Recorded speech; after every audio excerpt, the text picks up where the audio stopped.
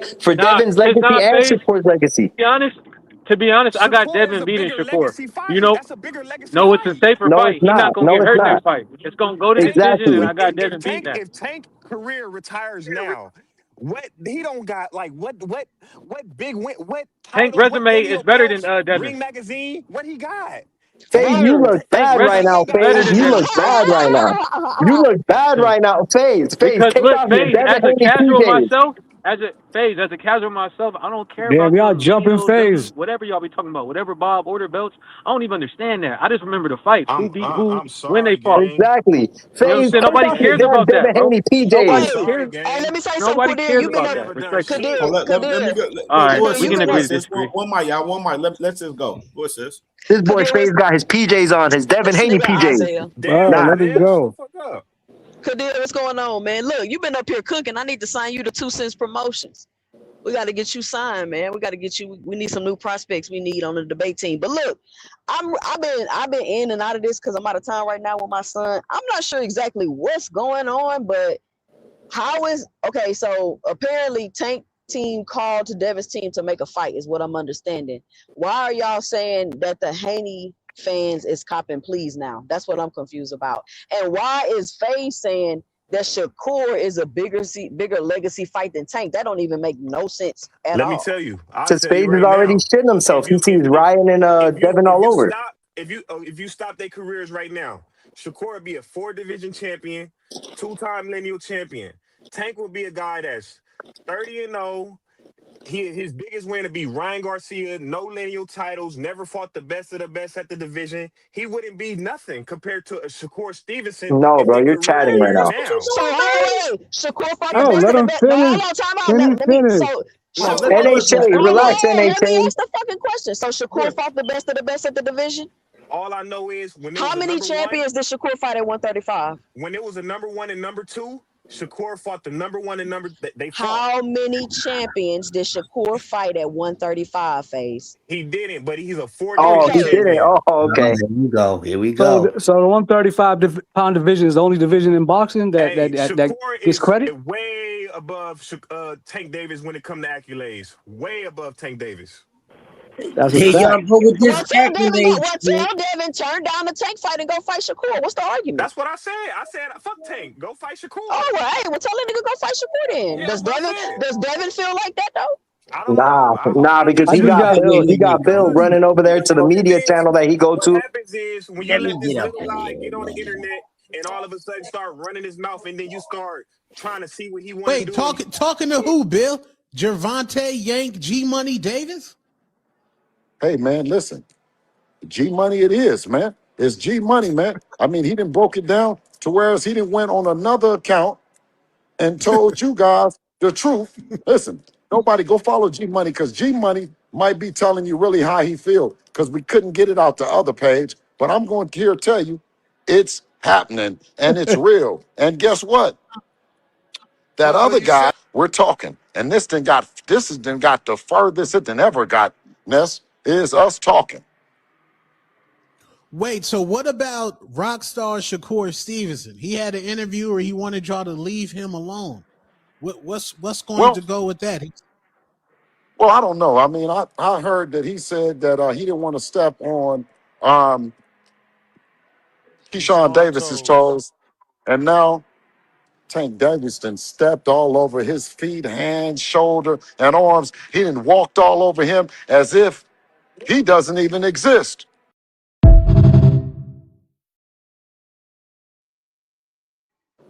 Damn, Don't tell FaZe, that me was now y'all coming stop. from your I don't like master that. And himself, then, bro. That was coming from your So now master, y'all want to bro. believe that. Now y'all want to believe Bill. Wait a No, minute. it ain't even about believing Now y'all Bill. want My to thing, believe Bill. hey, Lying ass Bill. quick question for the Oh, Haney let me I say don't this. fans. Oh, believe let me say Bill. this. Oh, let me I say don't this. believe Oh, Bill. hold on, y'all. Hold on. Hey, Radio Flyer, is he cooking now? Wait a minute. Yo, what's up, man? Let me Hey, look at everybody, man. I hate that he said that because that means you trying to submit the Tank. I'm not with that. Fuck why Tank. this Let so his look, ass be mad. Fuck him. but Because what the I Tank Haney got is the one bigger question. bag, What bro. way is Hey, the fight hey, You gonna got to be be at? honest. y'all. Hold on. Let What me say way this. is the Faith. fight gonna be at? Hey, hold on. Let me say this. Hold on. Faith. Bill Haney said, fuck what y'all talking about. He wants the bag from Tank. Man, fuck Tank, man. That's what I say. Let that But nigga be mad over but there and Cam, let him what way is do this his fight supposed to thing. be at? What way is this fight supposed to be We at? don't know yet. We don't know Tank yet. said he willing to fight at I heard 144. 44. Is Tank said Tank he willing willing. to go to 144?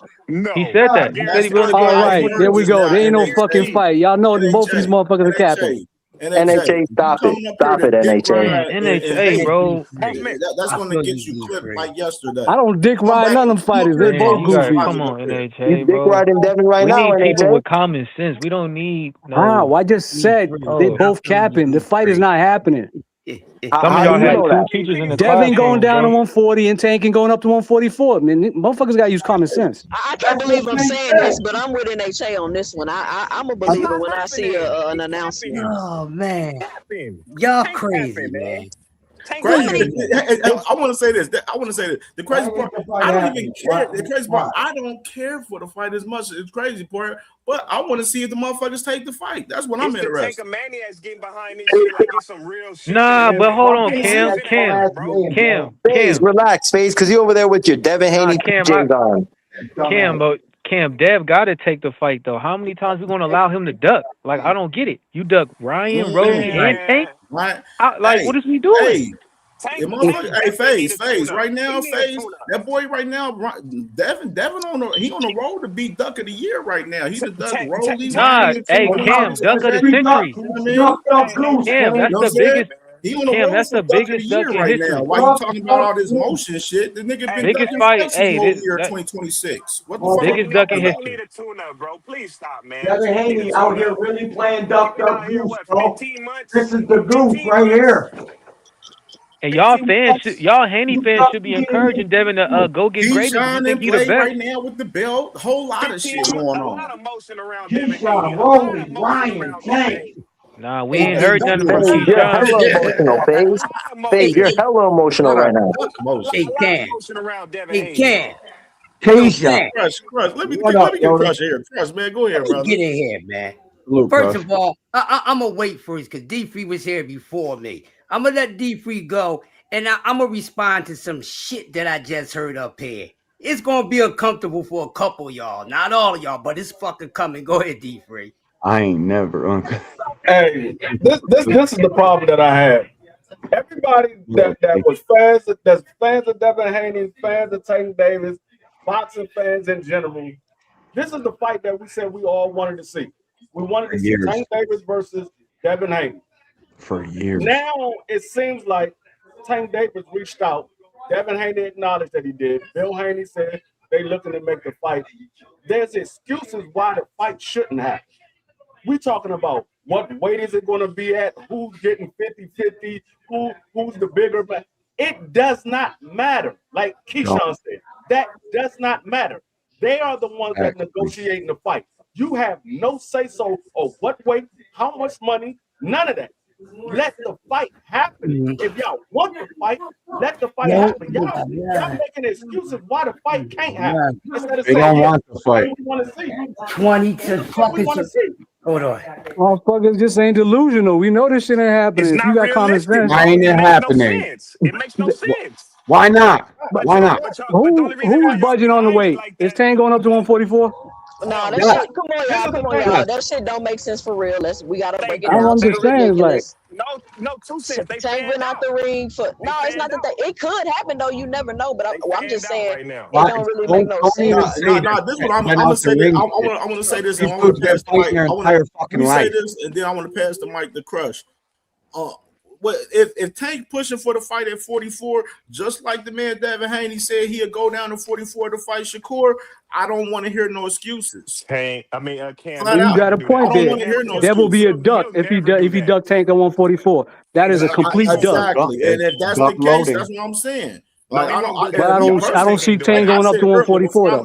Before I open up the panel, why not? Like I said before I open up the panel, I don't give a fuck about the fucking shit happening regardless. All I'm saying is if nigga pressing the issue and these niggas want to fucking smoke, give them what they want. They want to fucking fight the smaller guy, give them what they want. If they don't want to fucking fight at wherever Tank wants to fight at, wherever the fuck he don't want to fight at, hey, stat, move the fuck on, go fucking fight fucking dumbass Africa or fucking Connor Bean or some shit. You know what I mean? For real, wanted Tank and Shakur over Tank and Devin, but I'll take Tank and Devin because it's been such a long fucking drawn out thing. Why pass Shakur up when you can fight him? No rehydration, no weight clauses, nothing. You could just fight Shakur. Bro, Shakur don't bring nothing to the Shakur table. don't want to fight. Shakur Tank, thinks he's the Tank's a man bigger too, fight, bro. man. And that's common sense, though. Tank is he the bigger blowing- bag. Hey, Let me Phase, drop Phase, this truth be piece real told, quick, Phase, man. I'll keep it 100. For Shakur, he playing this shit raw with y'all on that fight too. Over trolling y'all.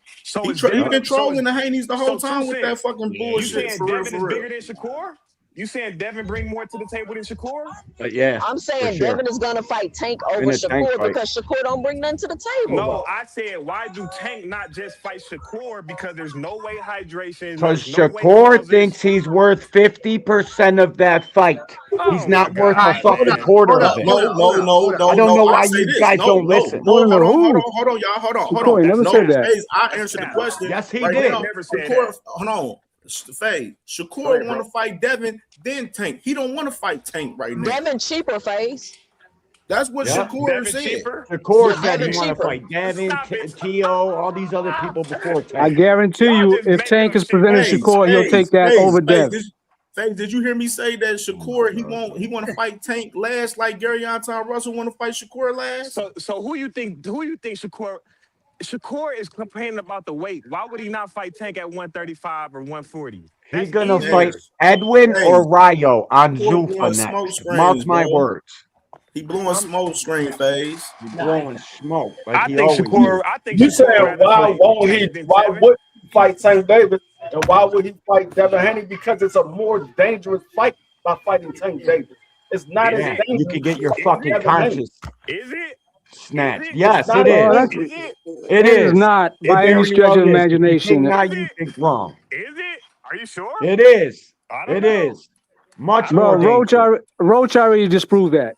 I Tank know. ain't That's really what I'm that saying. cat like y'all Roach think he fights in is. a manner none of them Wrong, dudes nigga. Y'all do. niggas not Roach about to disproved y'all that. not about to come in here and be You don't know talking about shit Roach about and no shit like he fucking did something boxing. very fucking significant, bro. He had a draw in his last two fights. We're not about to do that. That's stupid. Let me He pass did the his mic to thing. Crush. Crush, go ahead, my What brother. up, yo? What's going on? Salute to everybody. Let me just give a reality check real quick. I don't care about none of that other shit. Some of y'all, not the panel, but motherfuckers that need a reality check. First of all, last time I checked, boxing is about who's better. And the way that you prove who's better is by only getting in the ring and fighting that person.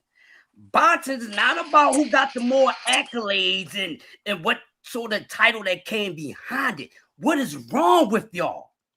So your whole argument be about who accomplished more.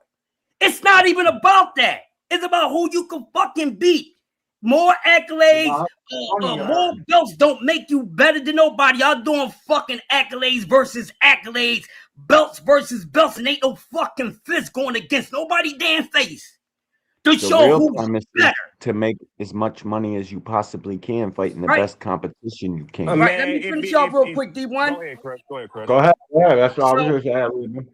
So here's the thing. So all this accolade shit, where he's 4 divisional, he's a 4-time champion. All these motherfuckers got an accolade. They had at least one fucking belt. So stop downplaying accolades when accolades are accolades. No matter if it's from 1 to fucking 5. You don't make sense. Staying stuck with reality. And your fighter that got more accolades don't mean he can get in the ring and beat somebody with less accolades.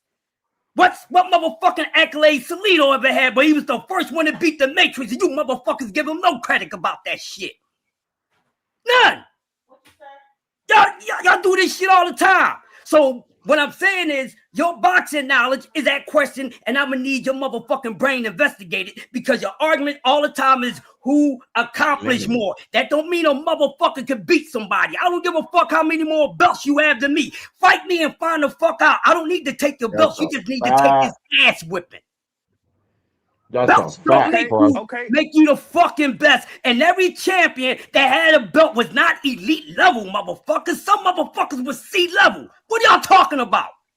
So kill me with the accolade shit. Because accolades count for everybody that had a fucking belt, no matter if it's 1, 2, 3 times a fucking lady, and they ain't talking Commodores. I'm talking boxing.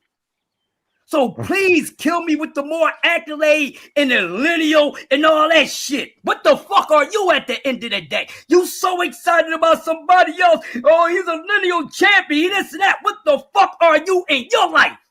I have to investigate you. You are motherfucking praying to that shrine every morning. Stop glazing that shit, man. Glaze your own motherfucking shit.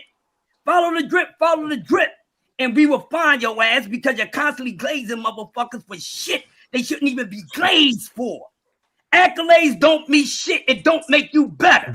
How many times we got to keep on telling y'all? And with all this accolade shit, some of these dudes ain't even getting paid the way they supposed to be getting paid, or what you think they should be getting paid. Give me 30 more seconds and the jet is landed. What are y'all talking about? Brother, all these dudes got accolades and they ain't even a fucking star. You got a dude still struggling and fucking capping, and you talking about what the fuck he did. This motherfucker ain't had a 50-50 fight or close to that yet. What accolades mean when the competition ain't matching your motherfucking accolades? Resumes matter. Don't say it don't, because your opponent's your resume. Reality check, and I give your ass another one anytime you need one. Thank you, people. We Lit Communications. Just hit you with another like one. Go sit down in a cool bath with fucking water and get the flame off. Crush the legend. Crush the legend. This is what I'll say to you, bro. Like I say, if you say Tank is better, that's cool. But if Shakur and Tank retired right now, Shakur would look like the better. His resume is better than Tank's. Yeah, right. He done more than Tank.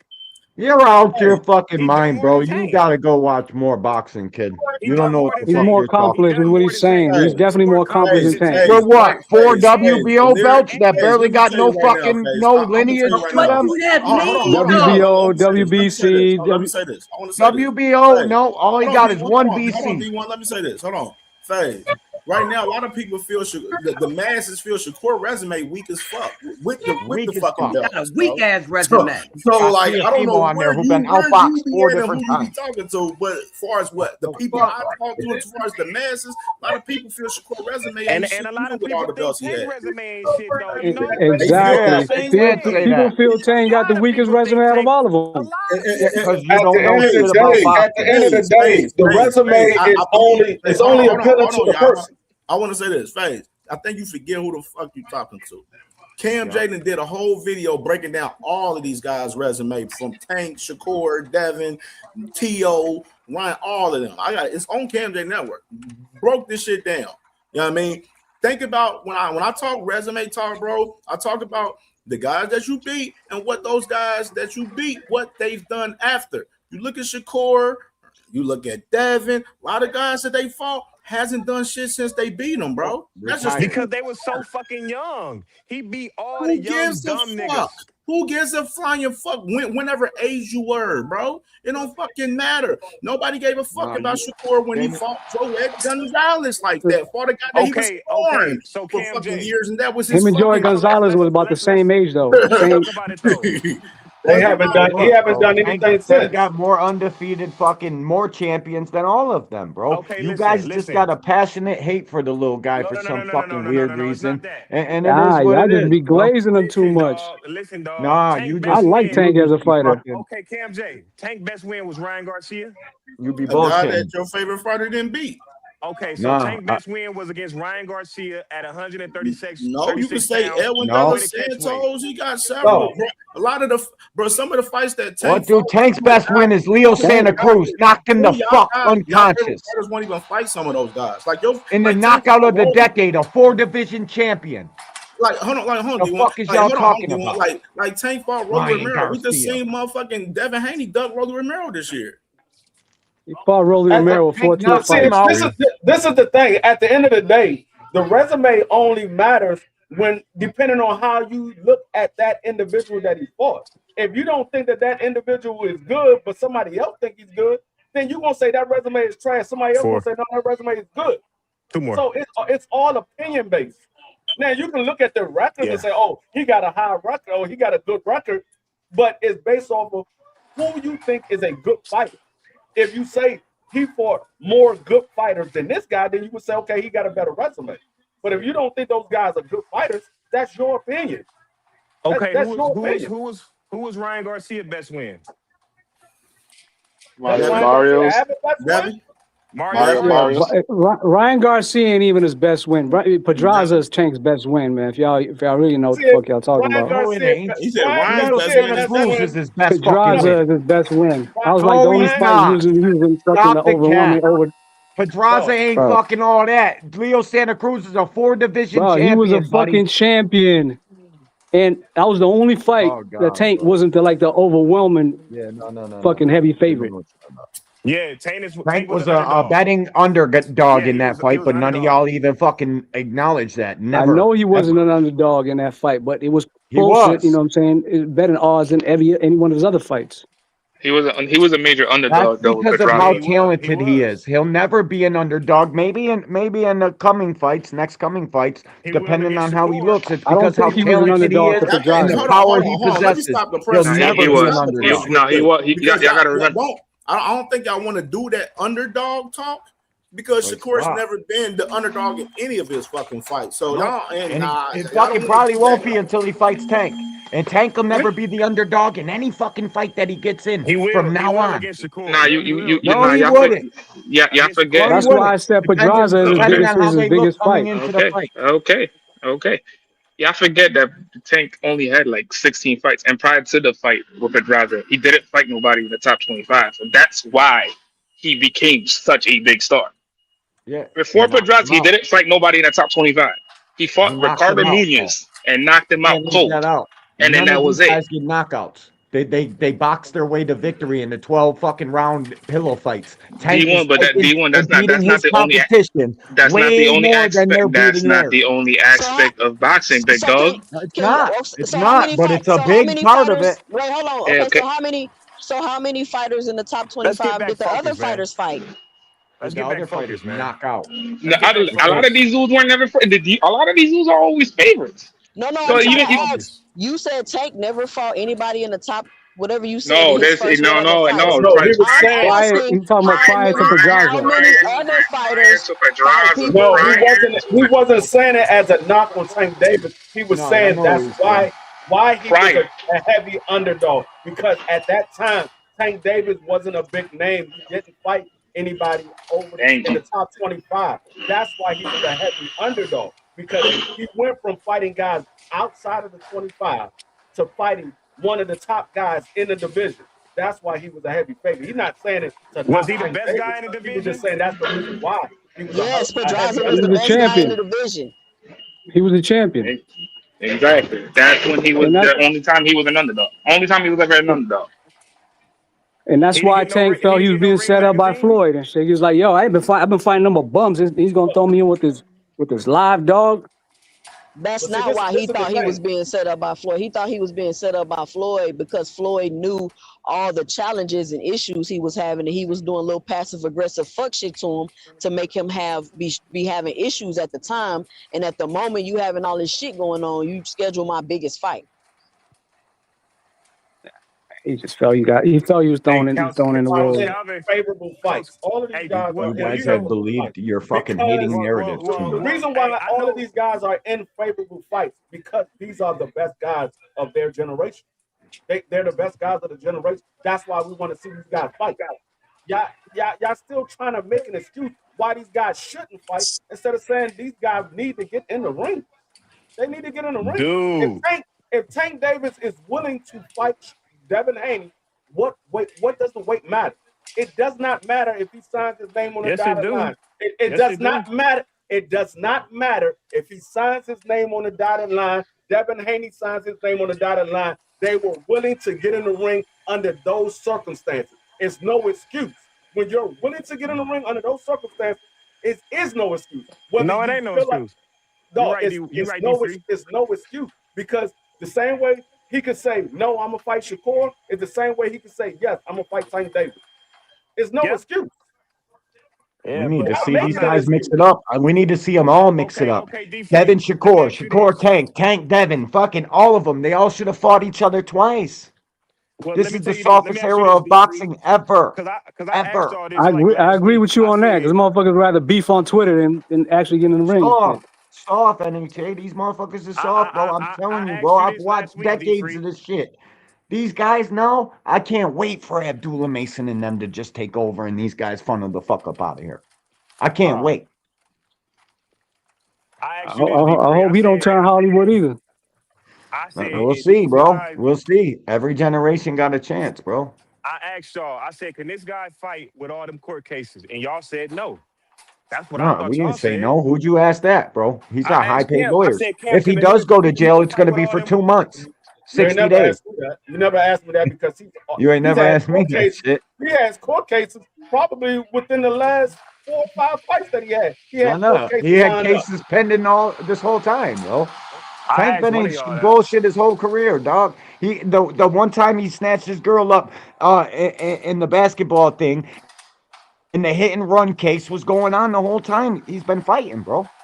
Why you think he got so unfocused this last time, bro? Oh, He man, has yeah. shit looming over his head, fucking crazy, bro. Nah, I remember Real that, shit, man. bro. He hit that girl and ran, man. I But remember the that. only We thing he don't got to know. We straighten don't out, know he got to if straighten out that bench warrant we though. don't know if it will. We don't know Yeah, bro. how. If he does go to If it jail will now, it'll affect be when he 60 can days. fight. You feel what I'm saying? We don't know if it's like, oh, how soon can he fight? He can Then he can negotiate wait a fight 60 phase. days. You don't know when they're making the fight for. You feel what I'm That's saying? what I'm saying. Y'all making excuses why the fight shouldn't happen, and so I they know, it's can't The have crazy. such reason, a fight happen. listen, let me explain it. Let me explain it to FaZe I because thought y'all would have been comprehension is key. jumping for Hold on, joy. D1. Hold on, D1. The reason why people were saying that as far as the Kid Austin situation is because there was a time limit on when he could make that fight. So Yes. we didn't know if his legal issues would allow him to make that fight within the time limit.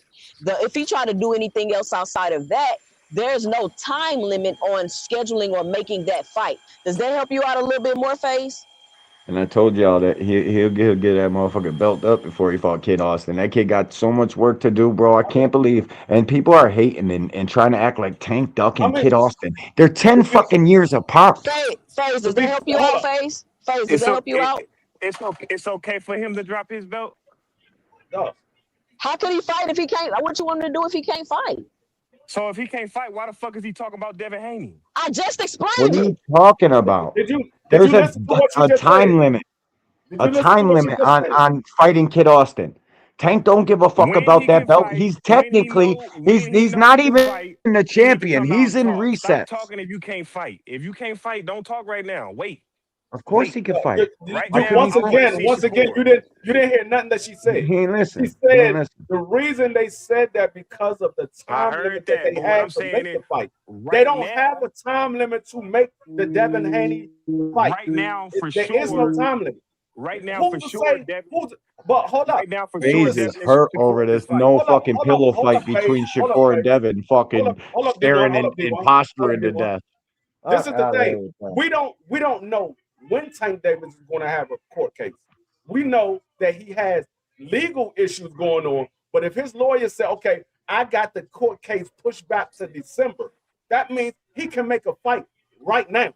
Because He he got wouldn't be until out here December talking if to he have a couldn't, fight. bro. Is he He got free until to fight December to right have now? a fight. Is he free He to fight wouldn't right be out now? here talking if he couldn't, bro. He wouldn't be out here doing. You guys have watched Tank's entire career unfold. You've Nobody watched know the the kid on answer to Twitter. that. Am I Nobody the know the only answer. person fucking paying attention and comprehending what the fuck's going on? Is that because this is what What's you the guys what, fucking come on this shit and argue every day? It's like you don't fucking you're not comprehending and paying attention. Like, bro, this kid has fought mad times with court cases pending.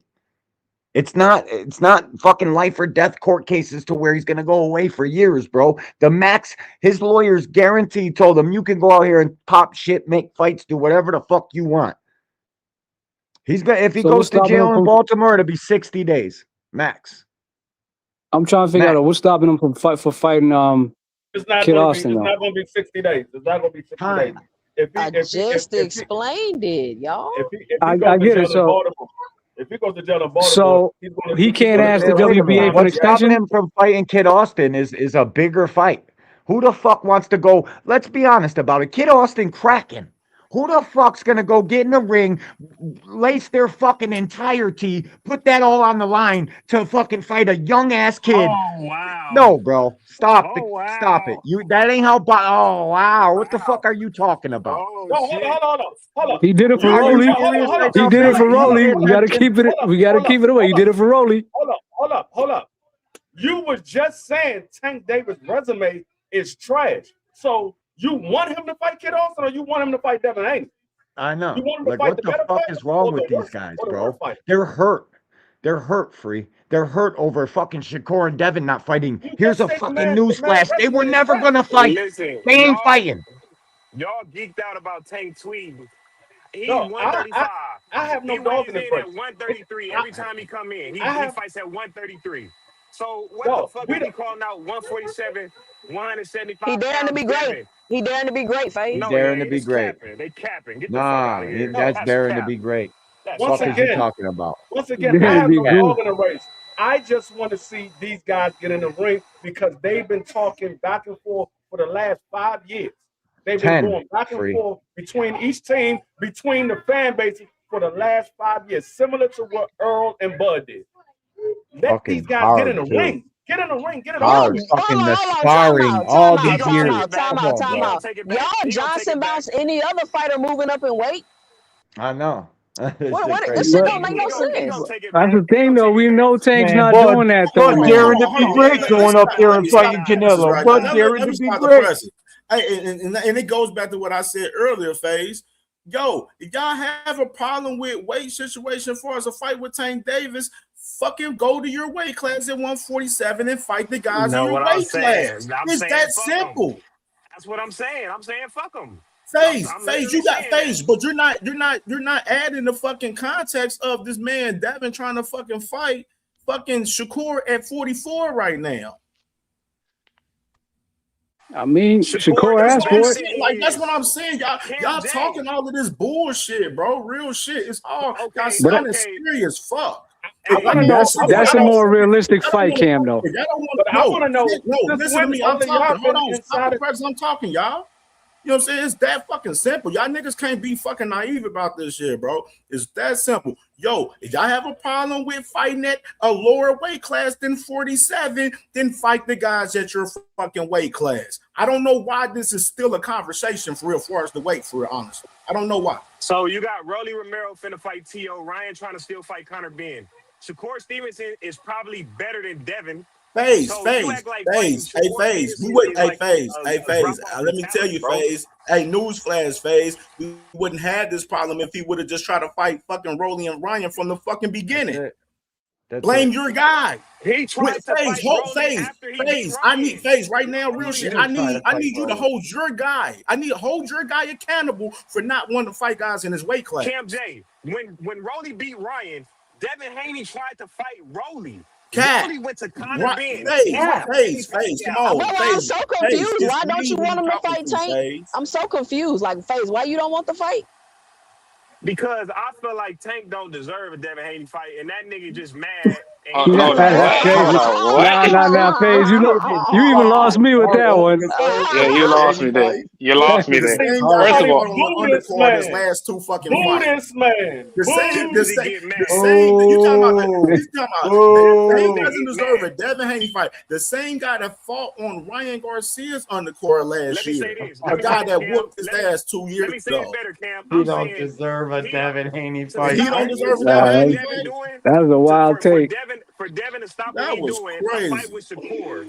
Oh, FaZe, bro, the pillow fight wasn't gonna happen anyways, dog. They weren't gonna start throwing pillows at each other. Shakur's team needed a year to pack on muscle. They literally told you. They literally told you. You hanging on to that fight like that shit was gonna happen and Tank throwing.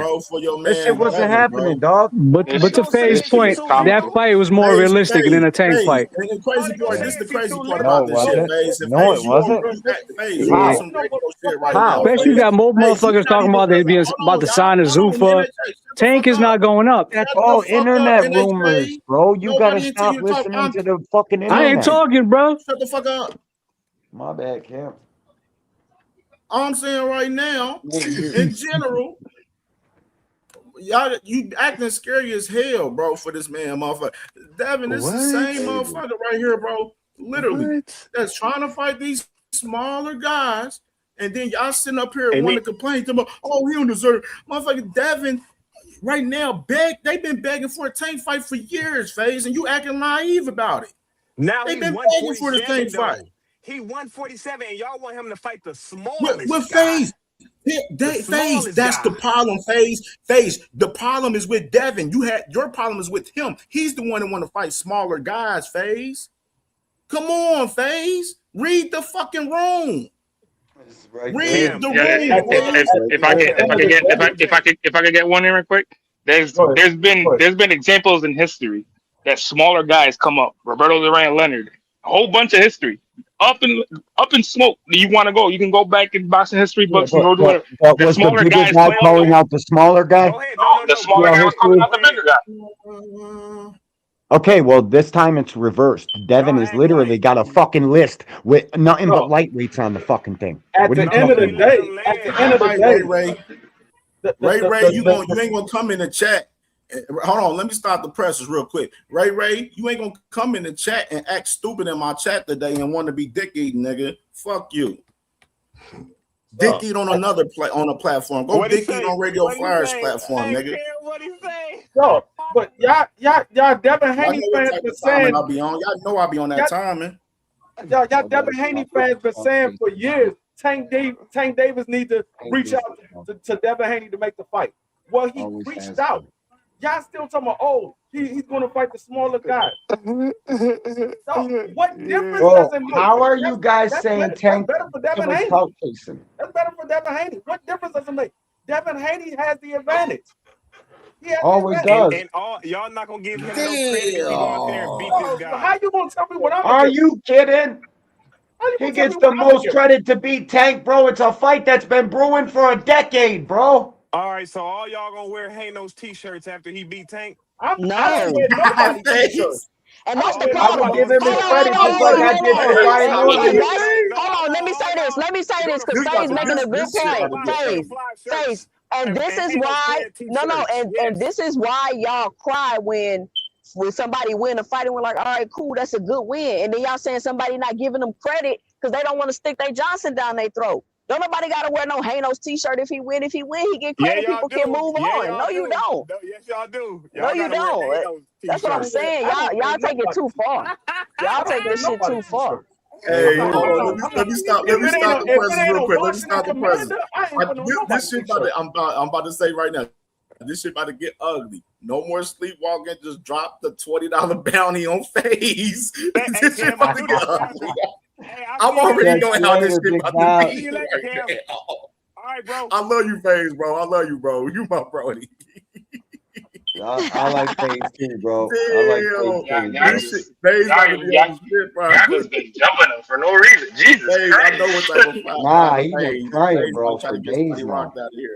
It's a 2-day fucking thing with him. Nah, this a Haney fan saying he don't want the Tank fight. And then the other Hanos clan co-signing in the chat. I'm like, so y'all don't want the fight? I'm so confused. Y'all are so confusing. I'm not gonna lie to y'all.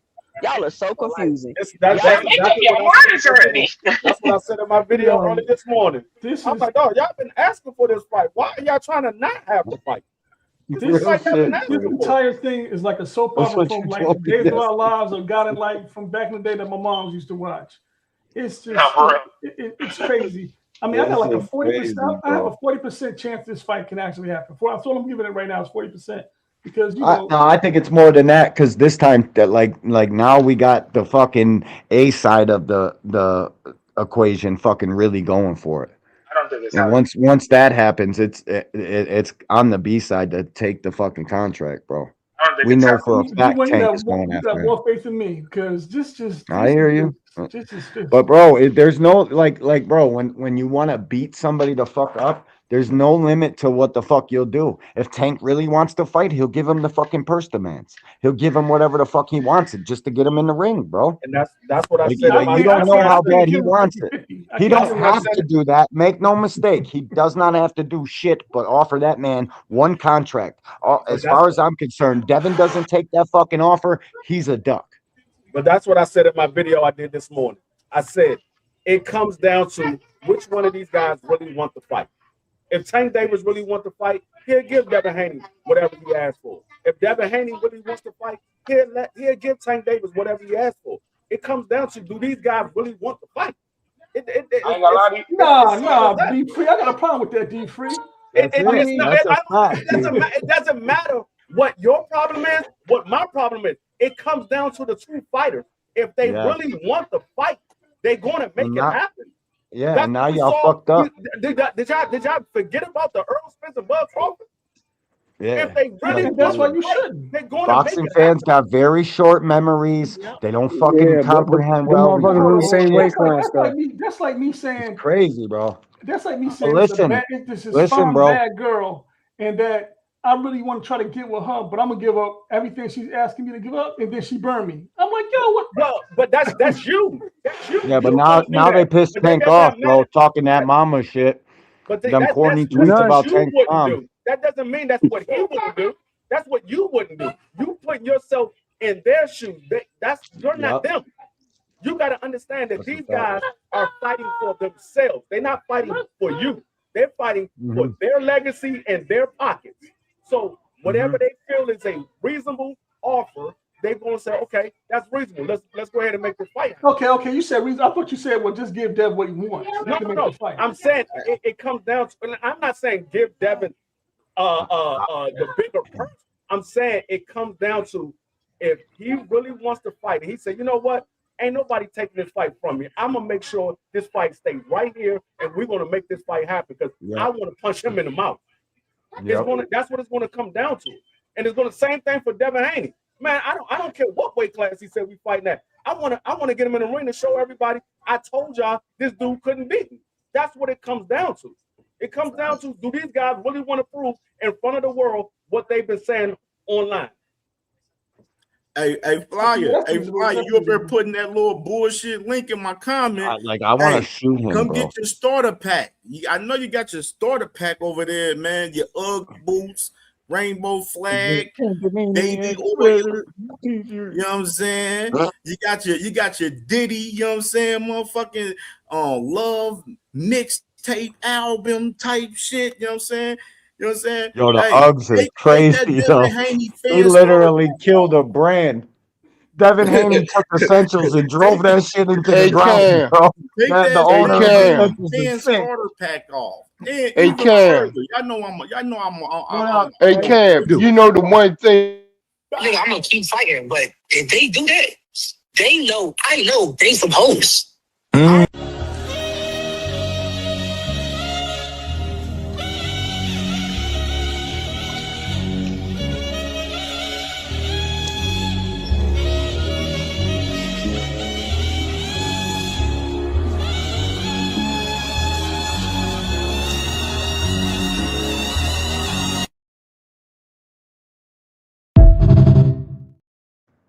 Hey, Cam, the one thing missing in that Handy starter pack is the baby oil. Hey, Cam, the one thing missing in that, yeah, where the baby oil at? You gotta put the baby oil in that motherfucker, yo. For real, yo. I'm gonna get these shirts made right here. The radio. Yo, radio look like Devin too, low key. Yeah. Really Hey, we got like Devin, bro. We gotta do an AI with Devin's face over his face. Real shit, I got you, B-War. Hey, yo, Fit Cam. You know what's funny is, man, that these motherfuckers up here try to make any goddamn excuse deflecting from the fact that Haney's about to get his ass whipped. Hey, I heard AD Free. Look, man, I know what you saying. I hear what you saying. But the bottom line is this. These B-side bitches been over here clout chasing off of Tank Davis' name for fucking years.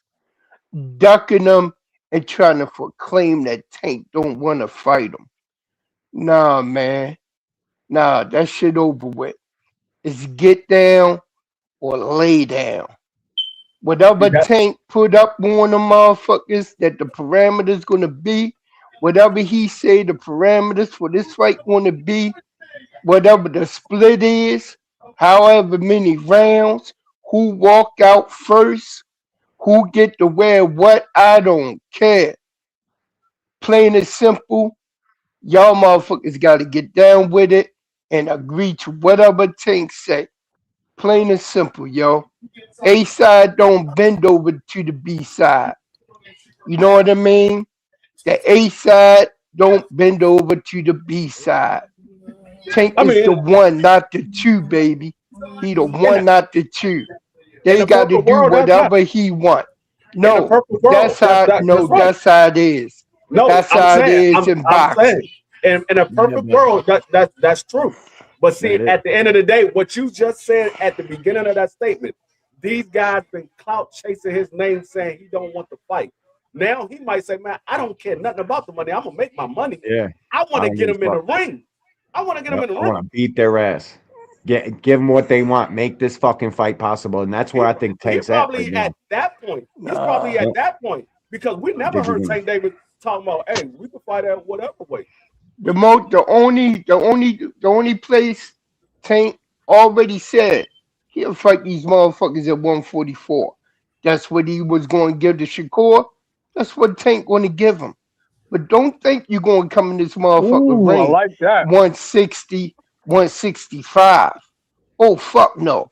That ain't going down, nigga. Tank got the best You team in got the boxing, bro. IBF you got the IBF rehydration clause coming. The IBF rehydration clause that's coming. No, yeah, And if real you shit. want to get this 30% that I'm gifting you, you Yes, better sign on that motherfucking dotted line. Plain and and bro, simple. At, Dave, Niggas don't got the Tank got the IBF though. best fucking team in boxing. They're not gonna let him go in there with his pants down, bro. I mean, That ain't at happening. the Tank's not at too the good end of of a the team. day, all of that, it doesn't even matter to me. I want to see the fight. I don't Me care too. how much Devin getting. I don't care how much Tank getting. I don't care if there's a rehydration clause. If it's not, I don't care if it's a catch weight or nothing. I want to see these guys fight. That's all I All right, let want. me do I this, want to y'all. see them fight. I want to do this. I want to switch gears a little bit, man, because I want to get into this conversation about these odds with Boots Ennis, man, that I was reading off earlier, man, and Yeah. Xander. Yeah, I mean, my brother TD in the building, man. Salute to my brother. You know, I want to get TD's Salute. opinion first, right here, since he just came on. I Skinny was reading Bronco from the earlier, man, Bronx. with a lot of these odds, man, that I was reading through earlier with Boots and Xander. You see right there, the draw was plus 1,500 for his method of victory. You see Xander for knockout is plus 950. They got Xander for points or decision plus 490. They got Boots for plus 250 on points or decision, and they got Boots for minus 135 for knockout right there. And I was reading off for us, like they said how long like the fight would go with, like will it go to the distance, and they said 10. They got the over and under 10 and a half. So they got an over and under 10 and a half for the odds for, pretty much saying that this fight, they think if it's going to go to it's going to be a late stoppage if they feel in particular from Vegas. So a lot of these odds, they believe that Boots is going to probably knock down or knock out Boots. And as far as these odds that I was reading earlier on FanDuel, man, and I can get my brother TD's assessment on that. Yeah, it was good, everybody, man. Hope everybody's What doing up, well. T? Salute to everybody here. Benny man. Bronco Salute from the everybody. Bronx. You don't know me, I'm Benny Blanco from the Bronx. Yo. But nah, these odds, I think they're pretty spot on. The over under, how much is the over under 10.5? Because 10 and a half, I wonder if it's a favorite or if it's like if it's a long shot. Like so, like they think this should go in the distance. yeah, if it's going a distance, it's probably minus. I think it's going the distance too. But Oh, you think it's going to distance? I don't think it's going. I'm hoping I think it's Xander's going to run. Xander's going to run. They got total rounds in the fight. They got over and under 10 and a half. So the over is minus 112 and the under is minus 118 right now. Yeah, the plus. I was saying going the distance plus odds. And you can see it right there. Xander Zayas get a decision is plus 490. Jerome Boots Ennis get a decision is plus 250. So they don't think it's going to go to distance. Yeah, I don't know. I mean, I don't think it's going to go to distance. I think there's a good chance, and from what I'm hearing, from people, is that they think Xander's pretty much is going to box and pretty much, quote unquote run. So maybe that's why I might go to distance. I don't see it that way. I think Xander's coming in with a lot of pride. At the same time, especially that he didn't change the color of his hair. That means a lot. You guys think Yeah. I'm joking. I am joking a little bit, but it does mean a lot with the blonde hair because that's something, that was Part of the started with culture. the Puerto Rican baseball team. So that there's a lot of pride coming into it. He doesn't want to get booed out of the stadium. I personally don't want him to go in and do a Charlo or do a Berlanga, and try to, lose but win. You know what I'm saying? I want him to lose. If he loses, win at the same time, because I've been saying that I think both fighters win at the end of the day, but I want him to put a full effort. So that's why I think don't win. He's going to make the distance, because I feel like Xander is going to try, and he's going to open himself up eventually midway through the fight. So, and I think Boots would pretty much stop him. But I think the fight's going to be good. It's going to be entertainment. Entertaining. I think you're going to get moments by both sides. I'll be very shocked if somebody gets stopped within the first 3 rounds. It might take something away from the fight, but you never know because things happen. I remember when who was the 2 guys when it was Jacobs against Quinlan. Like, that was an amped up fight. I don't know if anybody remembers that. I think that was at middleweight, and that fight only lasted 1 round. Right? Nobody expected that. So I don't want to see something like that. I don't want to see where somebody gets stopped real quick in the first round. You know what I'm saying? So, and the card is good, man. Everybody's talking about Devin, Shakur, and Tank. I honestly, I'm tired of it, bro. I think it's all watered down at this point. That's why I was like, that's why I just switched gears, man. I was like, I'm tired of talking about it. We talked about it for a good hour now. Let's go ahead and switch it up and talk about the fights that's actually happening, man. 1,000%, bro. Because not only the main event, we're excited for that. The undercard is solid, bro. Like, Jahai Tucker and Cedeno is a very good fight. These are 2 future world champions, in my opinion.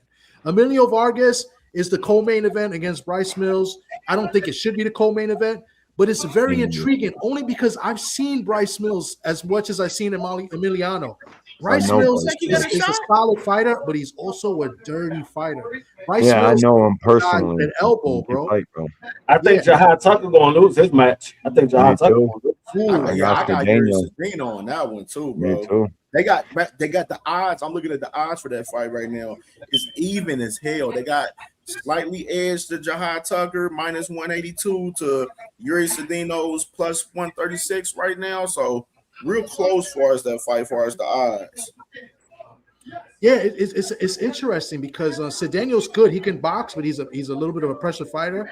And Jahai Tucker, his engine's always on go. You're right. Like I joke around. My boy Sock made a joke about it when he was watching him last year. He's like, you know, his mother must have got a check because of the way he is. Like, he's always been hyper and hyper and hyper. So no, he brings that into the fights as well. So very intriguing fight. I think that's a very good. That's going to be an entertaining fight. It might even steal the show. Yeah, and the reason I got Jahai Tucker losing is because of his defense. He doesn't have great defense, and the dude he's fighting, he can punch, and he got some boxing ability with him. And I don't like, especially when as the fight goes on, Jahai Tucker, his arms seem like they get heavy. He doesn't hold his guard up, and he takes a lot of punches. So I don't think he's going to get knocked out. He very well could be, but I don't think he's going to get knocked out. But I think he's going to lose this fight. Wait, but his energy's always high. Like he doesn't look like he gasses out. No, not gas. That just look like his arms is heavy because he's always leaving his arms down.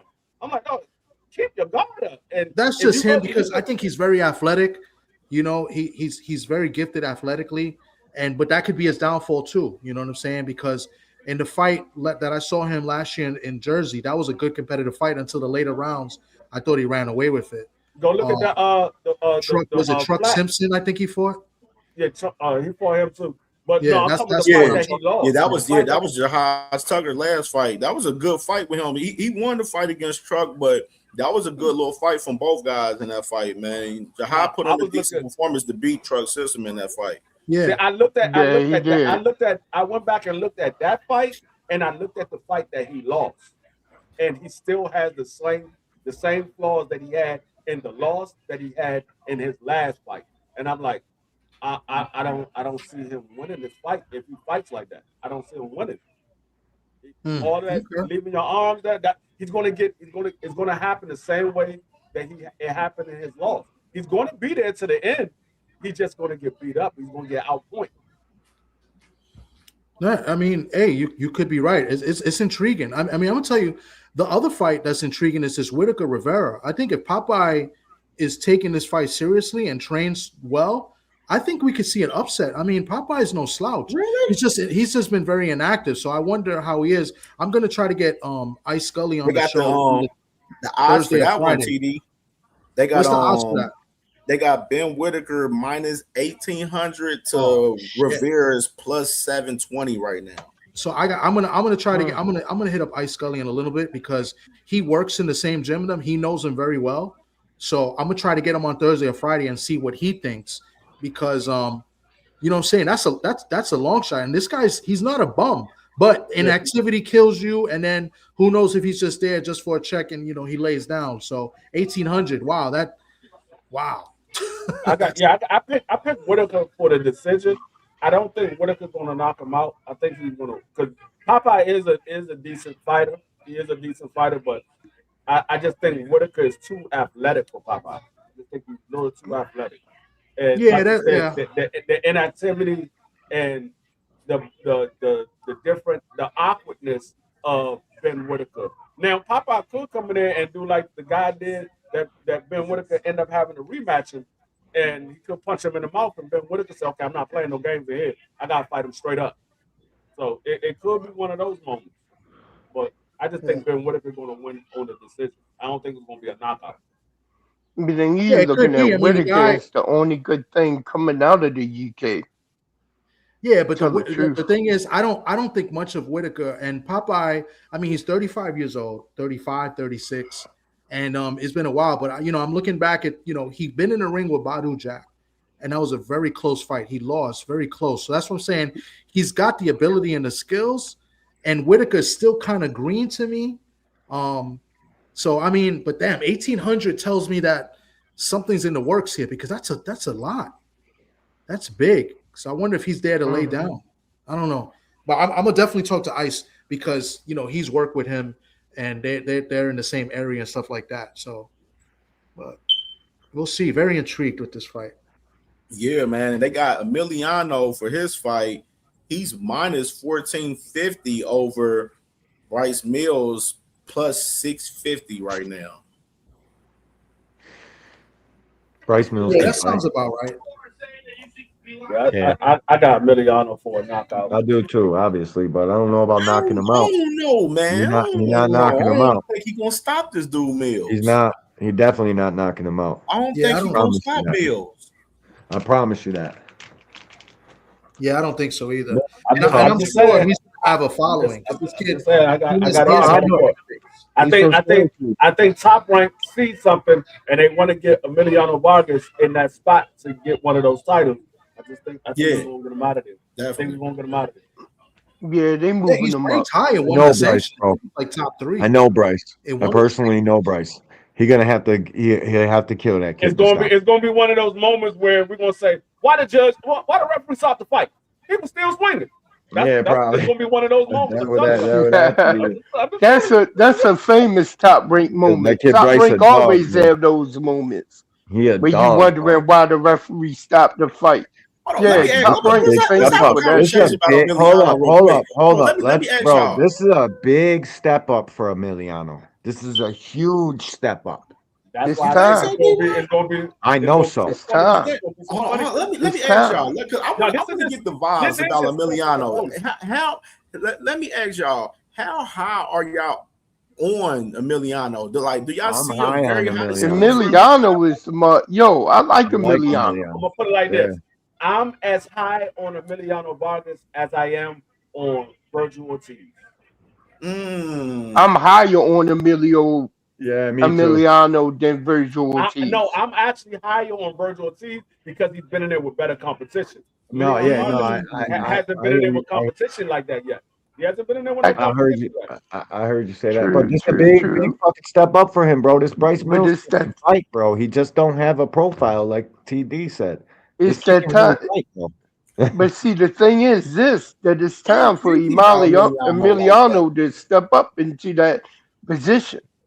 The position been sitting there waiting for him. It's time for him to go up and take it. No, that's a fact, bro. But listen, they're not trying to do with Emiliano what they did with his dad, bro. They fucking put him in there. His dad demanded to be in there with Oscar, fucking top dogs, and got fucked up early in his career, bro. So they're trying to move Emiliano. That's why I look at this fucking fight, and this is like a sink or swim moment. They got to see something in him. They think Emiliano can fucking probably catch this kid. Yeah.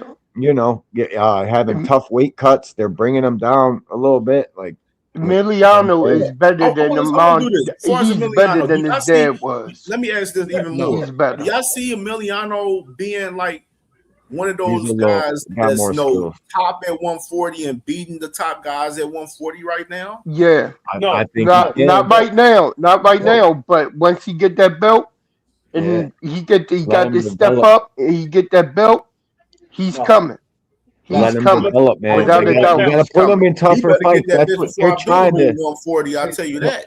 No, him and Abdullah, that's what they're trying to build up, bro. Guaranteed them to see each other later down the line. But bro, they gotta give him they gotta give him these tougher fights now because he's further in his career. That ain't real shit. He better get that WBO before Abdullah come up to 40, because that's gonna be Abdullah's title. Man,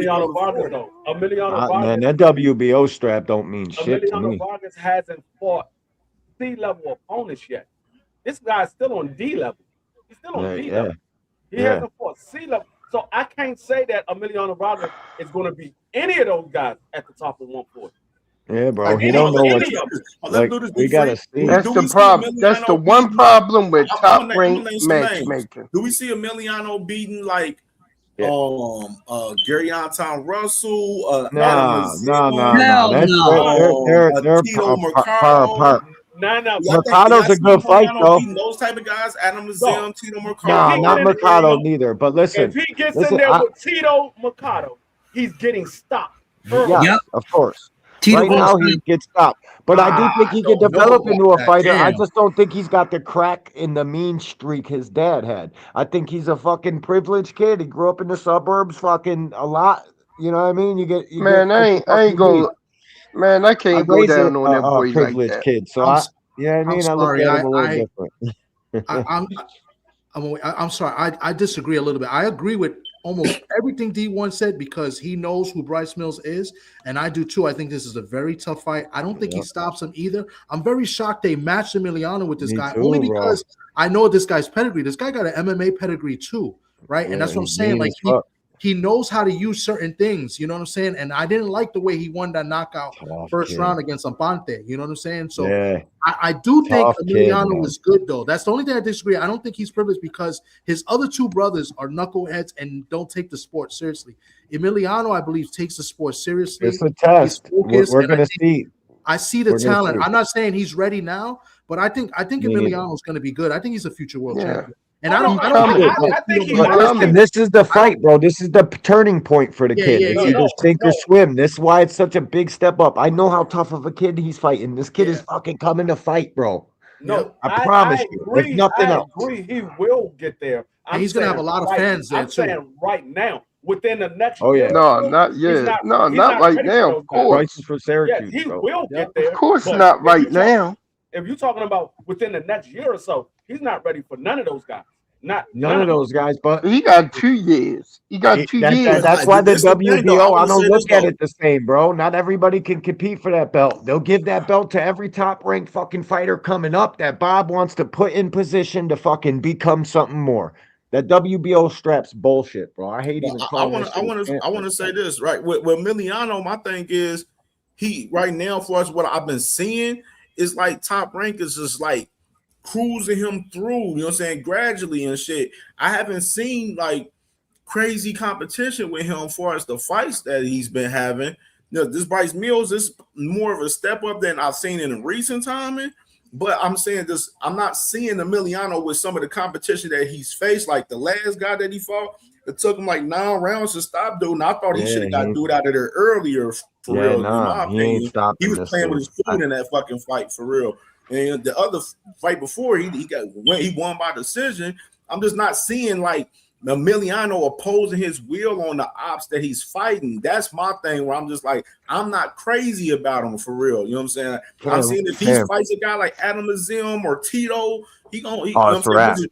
Top rank, they put him in position. He's number 2 right now in the WBO. If he fights one of those guys, man, I think we need to see him against those 140 guys, bro. They can't shy away. If y'all gonna move him up to number 2 and all of that shit, like Ben Whitaker, we need to see the motherfuckers mix it up with some of those top guys at 140 eventually, bro. They can't keep holding his hand.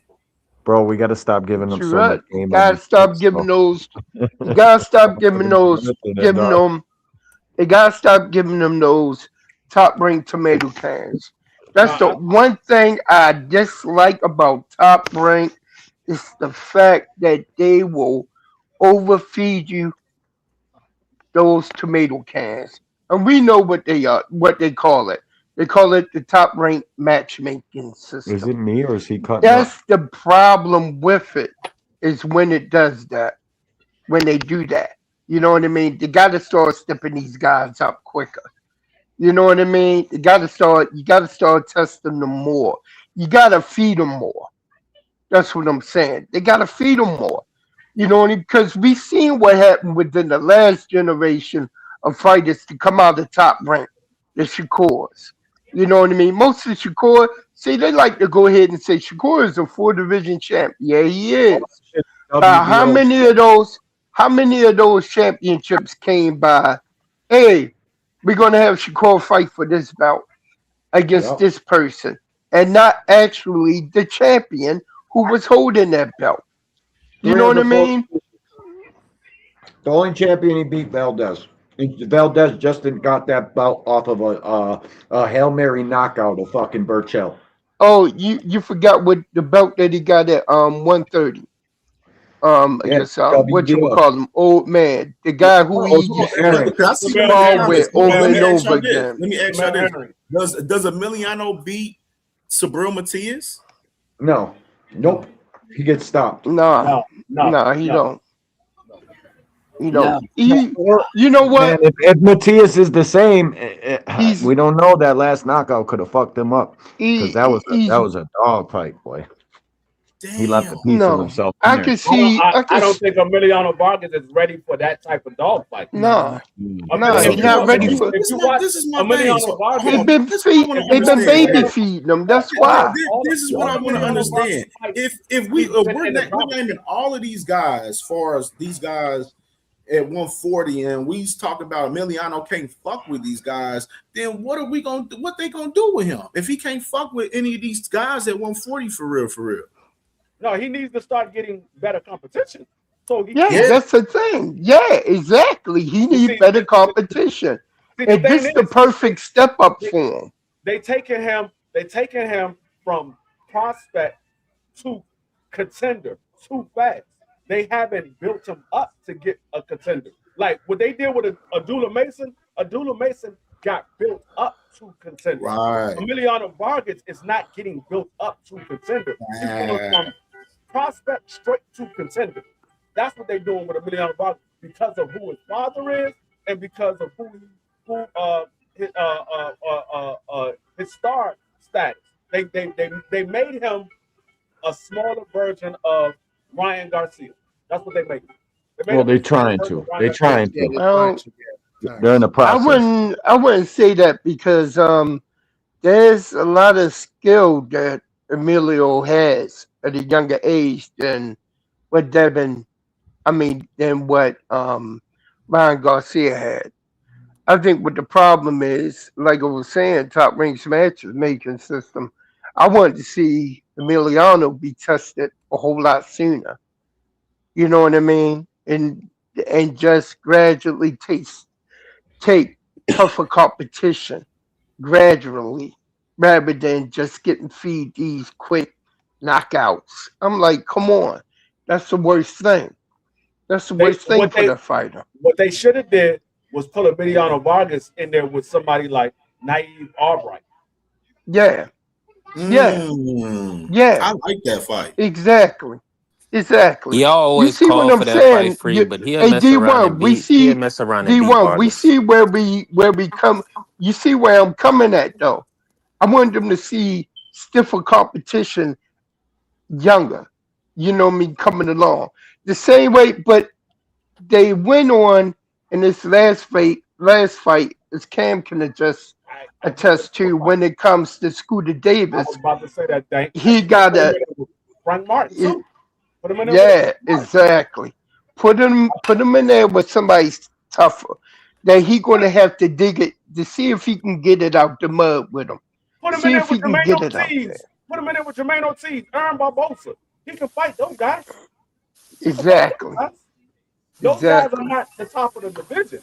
Those guys are not. I think he can beat Aaron Barbosa. I think he can beat a Jermaine Ortiz, but they're going to give him a different look that he's never seen before. So he's going to have to Exactly. go into his bag. But I say and come up Barbosa at with- 47 now. Oh, okay. Well, Barbosa's Yeah, not he too at much, 47 now. but tell that nigga to come Jermaine down. We Ortiz, got a test Jermaine for him. Ortiz, give him something that he will have to come with a different game plan. Yes, he's going to start off with the same Exactly. game plan, but he's going to have to change up because now he's in there with a guy that can move around the ring and can box. Most of the guys that he fought, he's been in the driver's seat. He was the better boxer. And you got to test the IQ. You got to start testing the IQ. You got to start seeing what he can do on his own in the ring when the situation come around. You know what I mean? You got to test the IQ. And they need tougher fights. Let me go. Just Let the me go way with Coach Scooter Eddie and dug it out. B3, man. Let's tap my boy Coach Eddie and B3 in this topic, man. What's good, fellas? What's going on? What y'all thinking about Emiliano? Since we still on this conversation with Emiliano. Man, I'm just thankful he got to step up. And I'm watching Bryce Mills. I seen him before. I'm watching him right now. He a tough fighter, but Emiliano gonna land a lot of shots on him. I want to see if he can really take Emiliano's power. We're gonna see if Emiliano power is real in this fight. But fighting a crafty dude like Nahir Albright, that was gonna be a tough fight. AC, I don't know what you thinking. Like these dudes is just invincible. That was gonna be that's like a crafty guy to put a young fighter in. That's what he Just to be real. needs. He needs So somebody yeah, that's going to be difficult. yeah, but he also don't need to get beat. No, but sometimes That's these what young ESPN. pups, they got to taste Top Rank ain't doing adversity. that. But They got to taste That's what I know with the adversity. Dominican kid that got popped, but and he got I'm saying tested. sometimes when a Who young want kid Jan gets- Santana? No, Abdullah when he fought that Dominican dude from the Bronx that dropped him twice. Vasquez. That was a guy with a lot of power. He tested him. He and then Abdullah showed his grit and his dog in that fight. But we also know that Vasquez is straight up and down. That was just Emiliano coming in too early, getting caught on his chin, getting dropped. Now here, Albright he's a skillful boxer and he's crafty, and he gave Keyshawn a hell of a fight. So building up Emiliano, they wasn't gonna do that. They doing the right. I think he probably a couple fights away from Nahir Albright, respectfully. No, but see the thing is, a young fighter like that, when you getting him too much star status, you building up Edgar Berlanga. You're building up an Edgar Berlanga. Now when he get in there and he face some adversity, he don't know what to do. Even though he's winning the fight, he's gonna bite his ear. What are you fighting for? You winning. You face a little bit of adversity, you winning the fight, you gonna bite him? But that's what you need to do. You need to give him some adversity early so he knows how to prepare himself in the bigger fights. Exactly. Yeah, he gotta make it in them big fights. Yeah. You gotta make it to him. And that's what the we all can problem see was. Edgar's skill set is not there. Like Edgar is a big puncher, but he's not a good technical boxer. He was getting beat up by Marcos Hernandez. Hold on. Don't get it twisted. That was before. Edgar can box. He just fell in love with the knockout. He fell in love with the knockout. He can box. Go look at his amateur. He can box. That amateur stuff is in the past though. We talking about 10 and 12 round fights against skilled boxers. When he got Mark Ferret back in his cold corner, he's improved since when he was with Dre, with the other trainer. See, that was one of his biggest mistakes. Mark Ferret's pretty much always been with him. So ever since Mark Ferret got back in the corner, you see like he's getting back to his technical stuff. You know, of course, he's still going to fall in love with the power. He's a big guy, but he showed improvement even in the Shiraz fight. Like, yeah, he got knocked out, he got beat, but he showed a little bit of that. You know, the jab and stuff. Like he was doing some good things in there. So you know, he's getting little by little, he's getting back to it. I just don't think his chin is really up for it in that weight class. You know what I'm saying? Because he's been dropped badly in the amateurs too. A lot of people don't know that. He's been dropped badly in the amateurs also. So, but I disagree. I think he remember when he came up through the amateurs, he came up as a more of a technical guy. But they matched him up, because of his size to get all these knockouts. So and that's and then he switched trainers. Who? Berlanga. Oh shit. Yeah, Berlanga. Well, he wasn't supposed to get first round knockouts though. Yeah, he wasn't. That's never supposed to happen.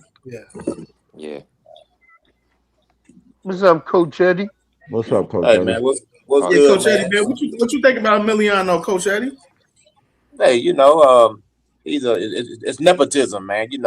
Hey, you ride off your father's name as long as you can and make you some bread, brother. That's the same thing that Shane Mosley's son did. And he's a decent fighter. He's not a bad fighter, but they're not world beaters. Oh, he's man, come on. What? No, I'm come calling on, man. What I'm supposed to do? Tell a lie? I ain't gonna tell no lie, brother. Come on. You can't compare him to Sugar Shane Jr. Come on, man. You can't compare Emiliano Vargas to them. Vargas ain't fought nobody, man. Vargas hasn't fought anybody yet. I'm talking about in the comparison that you ride off your father's name and you make some money in the process. You know what I'm saying? Yeah, that's all he's doing. Yeah, you ride off his father's name and making some money. But like I say, it is what it is. He good for TV. They're gonna match him up, right? One thing I noticed about top ranked fighters, man, because I was doing a lot of watching top ranked fights past few weekends, getting ready for this fight. I watched a lot of Xander fights, and in the process of watching Xander fights, I stumbled along. Xander's developmental stage was actually televised. Most of these fighters' developmental stages aren't televised.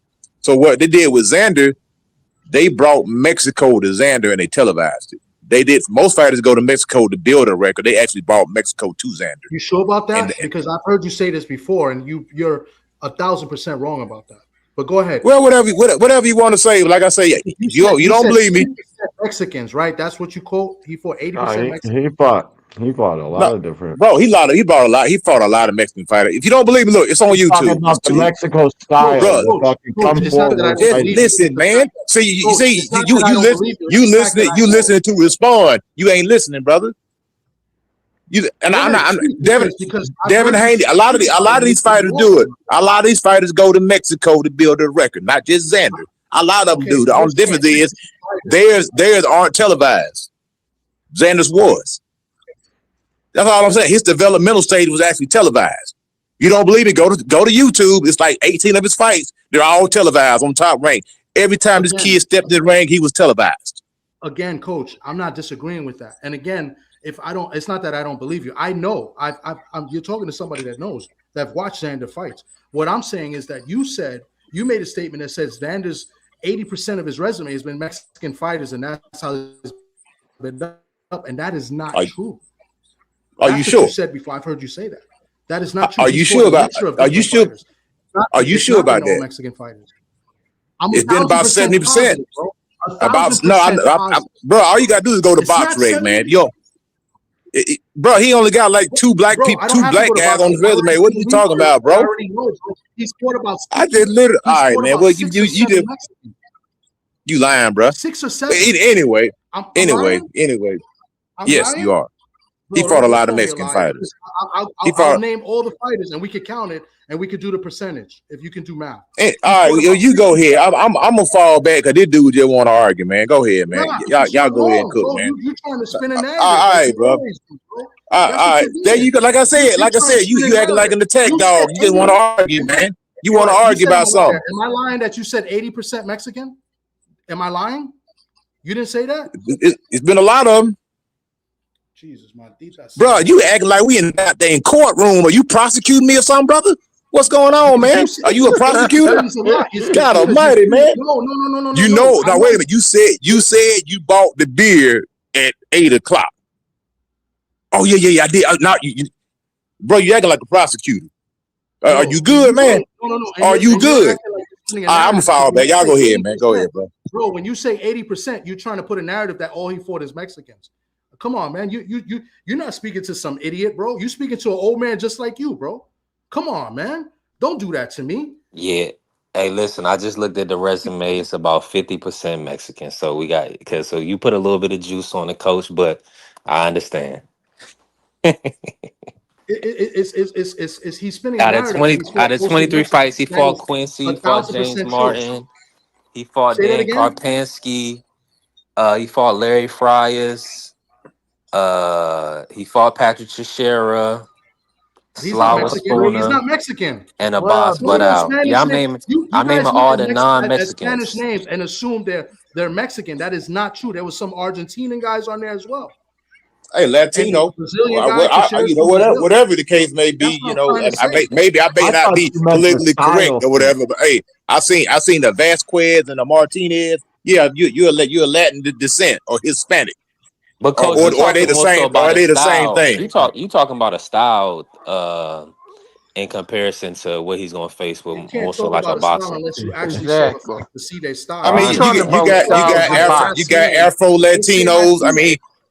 You got Afro Latinos, you know, people who deny being African, whatever you can. I consider Tito Trinidad. I consider him an Afro Latino because if he didn't speak Spanish, you just think he was a typical brother. 1,000% right. I agree with you. Look, what we talking about is different styles of boxing. That's what we talking about.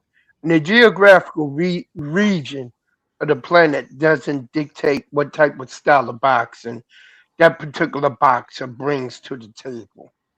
You know what I mean?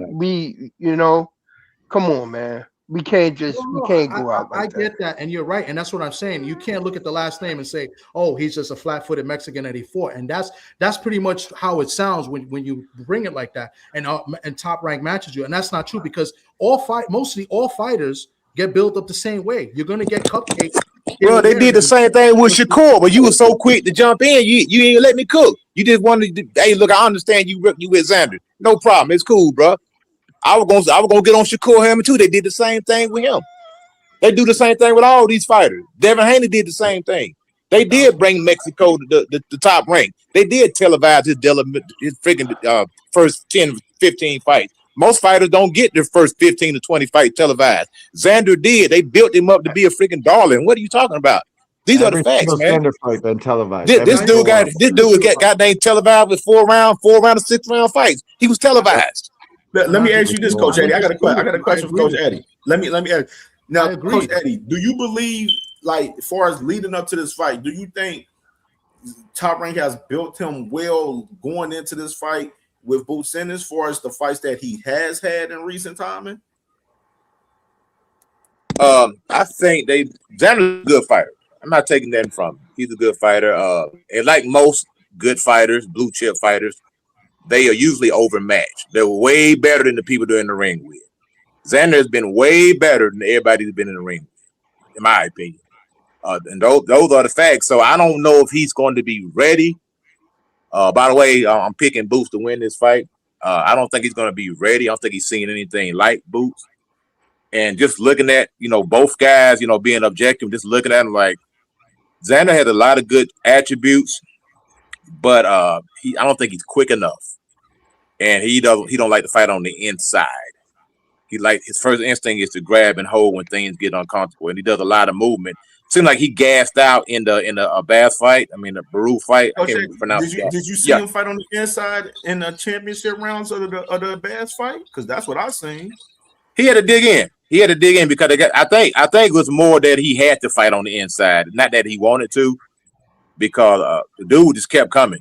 You know what I mean? He was trying to win. A Bass, he was trying to win the fight. So he fought. I mean, it was a decent fight, but he did gas, in my opinion. The first 9, 10, 11, 12 rounds, like he was, to me, it was like he was ready for the freaking fight to be over with. You know what I mean? Because he had banked enough rounds early that he wasn't going to lose that fight outside to get knocked down a couple of times. So the fight was already won. He just had to make sure he made it to the finish line without getting clipped. You know what I mean? So I think he's a smart fighter. He's a good fighter. I ain't taking nothing from him. But I think Boots is gonna be a little bit too much. I think Boots punches in between shots. Boots takes more chances, and to me he had a pretty good chin. Because I think he trusts his chin. Like some guys, they're not willing to take certain shots because they don't trust their chin. They feel like, hey, I'm gonna get hurt. So that's why they move around a lot or don't want to engage or don't take opportunities, don't take chances. Like Terrence Crawford, he's a good example too. Terrence Crawford will punch with you. A lot of guys will punch with you, and a lot of guys they won't punch with you. They'll wait their turn or they'll wait till it's safe and punch. It's the But most Boots is one of dangerous the guys, he'll fighters. catch you. Punch with you. The most dangerous fighters punch with you, Coach Eddie. Great point.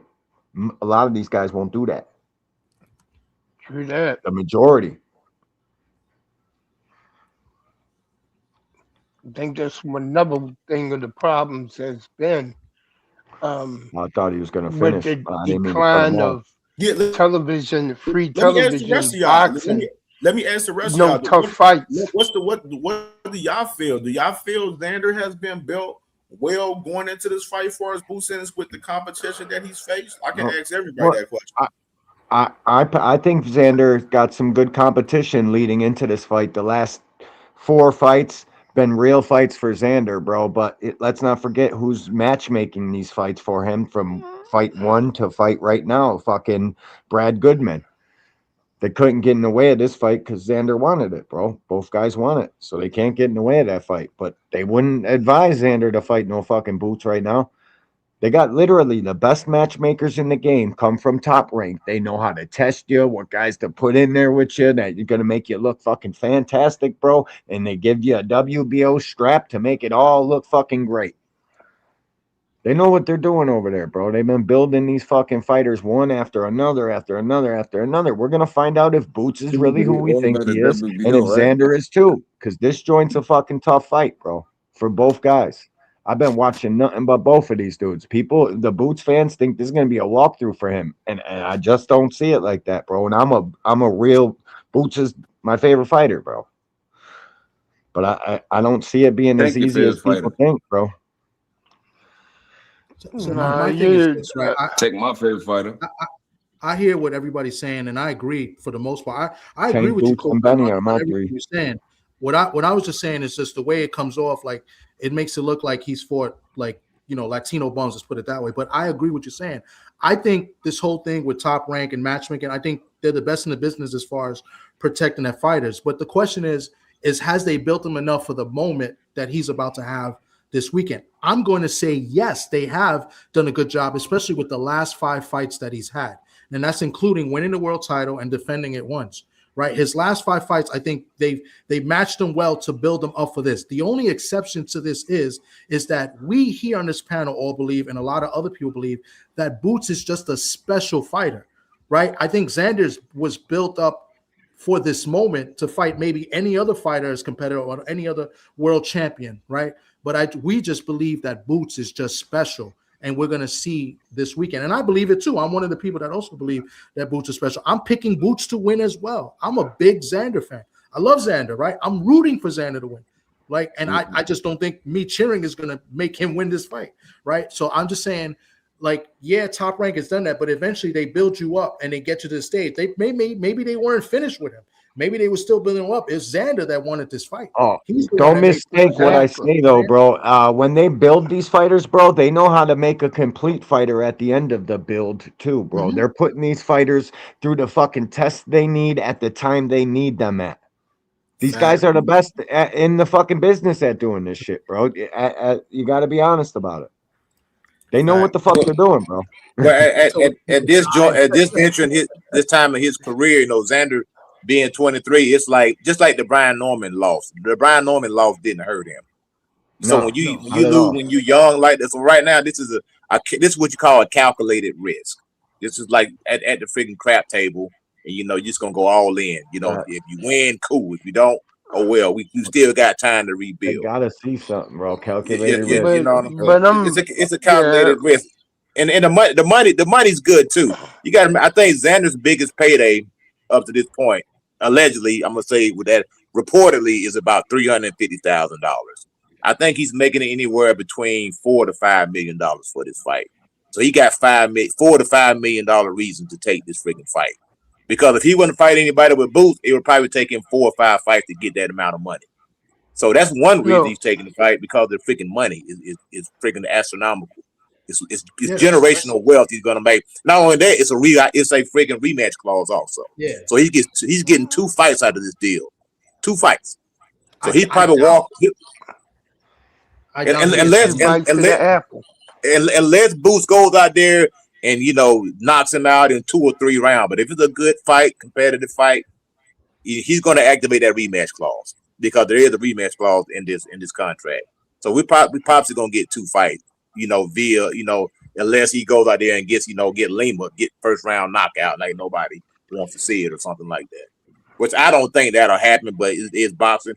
Anything can happen. Hey, and Xander could possibly land a shot on Boots and probably hurt him. It's boxing. Anything can happen with them little 10-ounce gloves on, but we just gotta wait to see. Hey, TD, do you know that's confirmed for us, the rematch clause? I remember Boots in the interview that I covered. He said that he didn't know if it was a rematch clause. He didn't hear anything about one. I doubt it. I don't think so. It could be true. It could be possible. Me personally, I don't see a rematch. I personally think Xander's moving up no matter what, win or lose. Right. Yeah. That's what I was about to say. You know what I mean? But I think that's right. Money is a big reason why you'd want this fight too. That's true. I do believe he wants to test himself, but we're not going to know until the fight. I mean, if he goes in there and really tries to win, we'll know. You know what I'm saying? So, because some people, they want the money and then they come in and they just dance and they're happy with losing. You know what I'm saying? So we'll see Saturday if he really, it's always about the money at the end of the day. But let's see if he's really trying to, be legacy, be champion, like he says. You know what I'm saying? So. I think Xander, he seems to me that he's a man of his word, where he's going after, if he says something, he's going to do it. So that's why I respect Xander the most, because I'm seeing a lot of fighters out here not being a man of their word, and they just capping and chatting out this motherfucker for real. So that's why I respect and fuck with Xander heavy, bro. Real shit. That's a red, and that's a red. I agree with TD. I think some of the fights leading up to this, I think he's been in some good fights to get him ready for this moment. Like D1 said, Top Rank, they some of the best matchmakers in the game. And I think they do build. Some fighters want some easy shit to get them to a title. Some fighters tougher than some others. I think Xander's his route was a little bit tougher than some of the other champions that we've seen under Top Rank in the past. But Xander, what I'm saying, I'm excited for this shit, bro. I think Xander's gonna be real ready. I like the confidence, and I think he's gonna come and bring it in this motherfucking fight, man. For real. I didn't get to hear my boy Body Work or Supreme, man. Let me get them in here. Salute, Cam. Salute to the panel, man. What up, Supreme? Enjoying Body? I'm enjoying the cook, man. I think the way I see it is Xander is peaking, man. And I think Top Rank is it's now or never to see what we got. I commend him because he didn't have to take this fight. But the element that I think a lot of people are missing is that it's the big bright lights now. It's really going to come down to who's going to do what they normally do under these big bright lights. It's scientifically proven that things perform different, when people are looking. And it's going to be a lot of eyeballs on this fight. So I think that whoever keeps their composure, and Xander, he surprised me. I wasn't really high on him until the next, not high on, I'm still not that high on him, but I respect what he brings to the game because of that style. And he proved me wrong these last couple times. You know what I'm saying? So I'm like, okay, it's more than a puncher shot. I'm still leaning towards Boots, but it depends on who's going to fold under the big bright lights. Because them big bright lights, man, it's something to that. So that's how I see it, man. I think he's peaking, and it's now or never. I don't like the fact that y'all saying he's going to move up right after this. I'm like, why? Because I'm looking at Fundora. It's like, I want to see them all mix it up with Virgil, Fundora, and some of the other guys at 54, but I don't like the whole he's moving up regardless, because that's just... thanks to Coach Eddie, because I didn't know it was a rematch clause. That's what I was asking. I'm like, whoever advised Xander, if they didn't get him a rematch clause, he was ill-advised. And that's all I got on that. They're implanting the excuse though to move up. I don't necessarily. We got to see how he looks on the scale, but I think he's starting to already look. It was shit. Yesterday I made a short, bro. Xander already looking kind of Yeah. sucked in, bro. By fucking Friday, he gonna look like a whole complete different person, bro. He always And does. that's the Even reason why he his gonna last move up. weigh in, he looked horrible. He always looks Yeah, like a cancer. He looks like a he cancer can't. patient when he When he Yeah, gets on won the the He title, can't. gets on the Yeah, he scale. can't keep. He can't keep stressing what his up, body. Supreme? He Salute, get bro. down to that weight class. He get down to 154. He can't keep stressing his body that way. Coming in there, getting on the scale, looking like a zombie. You know what I'm I telling you, mean? I saw it. We see it on the scale when the Chino fight when he won the world title. I thought he looked terrible, bro. And he won the fight, but I thought he looked terrible at the press conference. This is before the weigh-in. Like this is where I'm right next to him talking to him. Like he looked bad. And that's the press conference the day before the weigh-in, and this is the Chino fight. This is 2 fights ago. So I don't know how much more he can do this. And that's what I'm the about to say problem 160 is. WBO champion is Xander. He still got that strap. He's coming back. Now he did get the IBF strip from him, but He Xander a has that fucking. WBO strap for 160 He's still. a geek monster. I wouldn't fight that dude for anything, bro. He had a 4-pack in him. He had the real shit in him, bro. He had fucking straight No, that drugs, got that shit bro. on him. He was trying to Supreme, man. kill What's good, my somebody, boy bro. Supreme, man? What's good, man? What's your thoughts, What bro? up, Preem? What's my thoughts? I think Boost gonna stop Buddy, man. I think he gonna stop him 7 through 12. I think it's gonna be a decently competitive fight, but I think Boost too much for him. That's just my opinion. But I do give Xander credit because he didn't have to take this fight. He could have avoided him. He could have moved up. He could have vacated. So I respect the young man for actually like challenging himself because he's 23 years old. I know like he's been building for this moment, but like you can't build somebody to fight somebody like Boost, bro. I just felt like Xander's faced decent resistance in the ring from someone like Teixeira or Sploma, Abbas. But Abbas was like his sparring partner for a while too. A lot of people don't know that. So I feel like he's faced resistance in the ring to prepare him for this moment, but you can't prepare for somebody like Boost, man. So shout out to Xander. He's Puerto Rican. You know, a lot of Puerto Ricans in the Bronx. I just think it's commendable for him to do this, like, because I feel like he didn't have to do it, you know, and that's all I got on that. You know Yeah, what? hey, That's what I Preem, like in what you this think new about these generation odds, though, coming Preem? I up. want to get you. I like asking my boy Preem, man, because Preem being depth on the odds, man, with like everybody, man, for sure. Preem, what you think about these odds right here, bro? Like they got these odds crazy. Draw plus 1,500. You know what I'm saying, for the method of victory. They got What's Boost for the stoppage? Boost for the stoppage is minus 135. Damn, it seems about right. They thinking Boot's gonna stop him, bro. Yeah, This seems bro. about right. FanDuel, they got the over and under What for they got him rounds for the 10.5. What they got him for 7 through 12 knockout Boost. Oh, let me see. I'm about to check on FanDuel real quick. Let me see. I'm Because right now, when I was reading off earlier, they got these rounds sanctioned where they believe Boo's gonna get the stoppage between like 7 and 11 type shit. That's why I said 7 through 12. You can't really lose picking that, unless he stopped him earlier than that. That's what I was saying. I was saying 5 through 8, 7 through 12. You know what? And that's a good point. If you know, I'm gonna be looking at the first 2 or 3 rounds, and I'm gonna use it most of the time. Boost, when he approaches a fight, he approaches a certain way, like he's trying to get you out of there. So if he comes out and he tries to box, which I do believe that Boost can win a boxing match also, not just by knockout. I think he can win a boxing match too.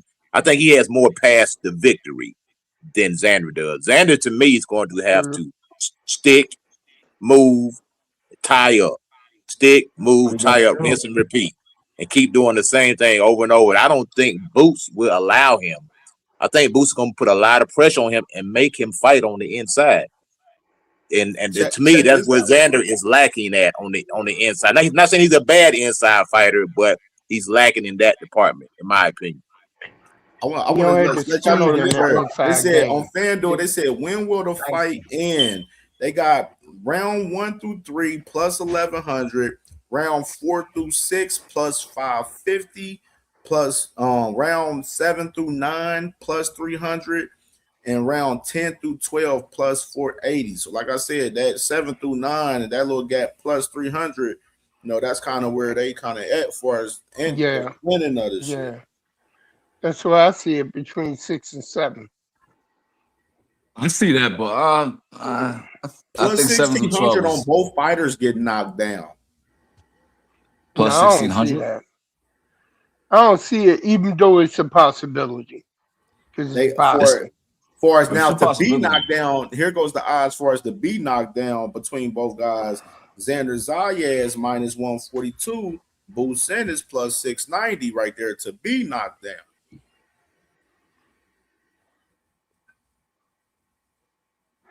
Yeah, because Boots he's shown us 30 chin, man. I seen this dude get hit flush hard right on the button, and it didn't do anything. He fought this one athlete. Boots right on the button. Karen hit Boots right on the button. Boots got a chin, bro. Lipinit, Sergey Lipinit. He could punch. He got a little thump. It was another brother. It was another brother that with an afro. He hit Boots right on the chin, and Boots hard shot, but like bang, during COVID.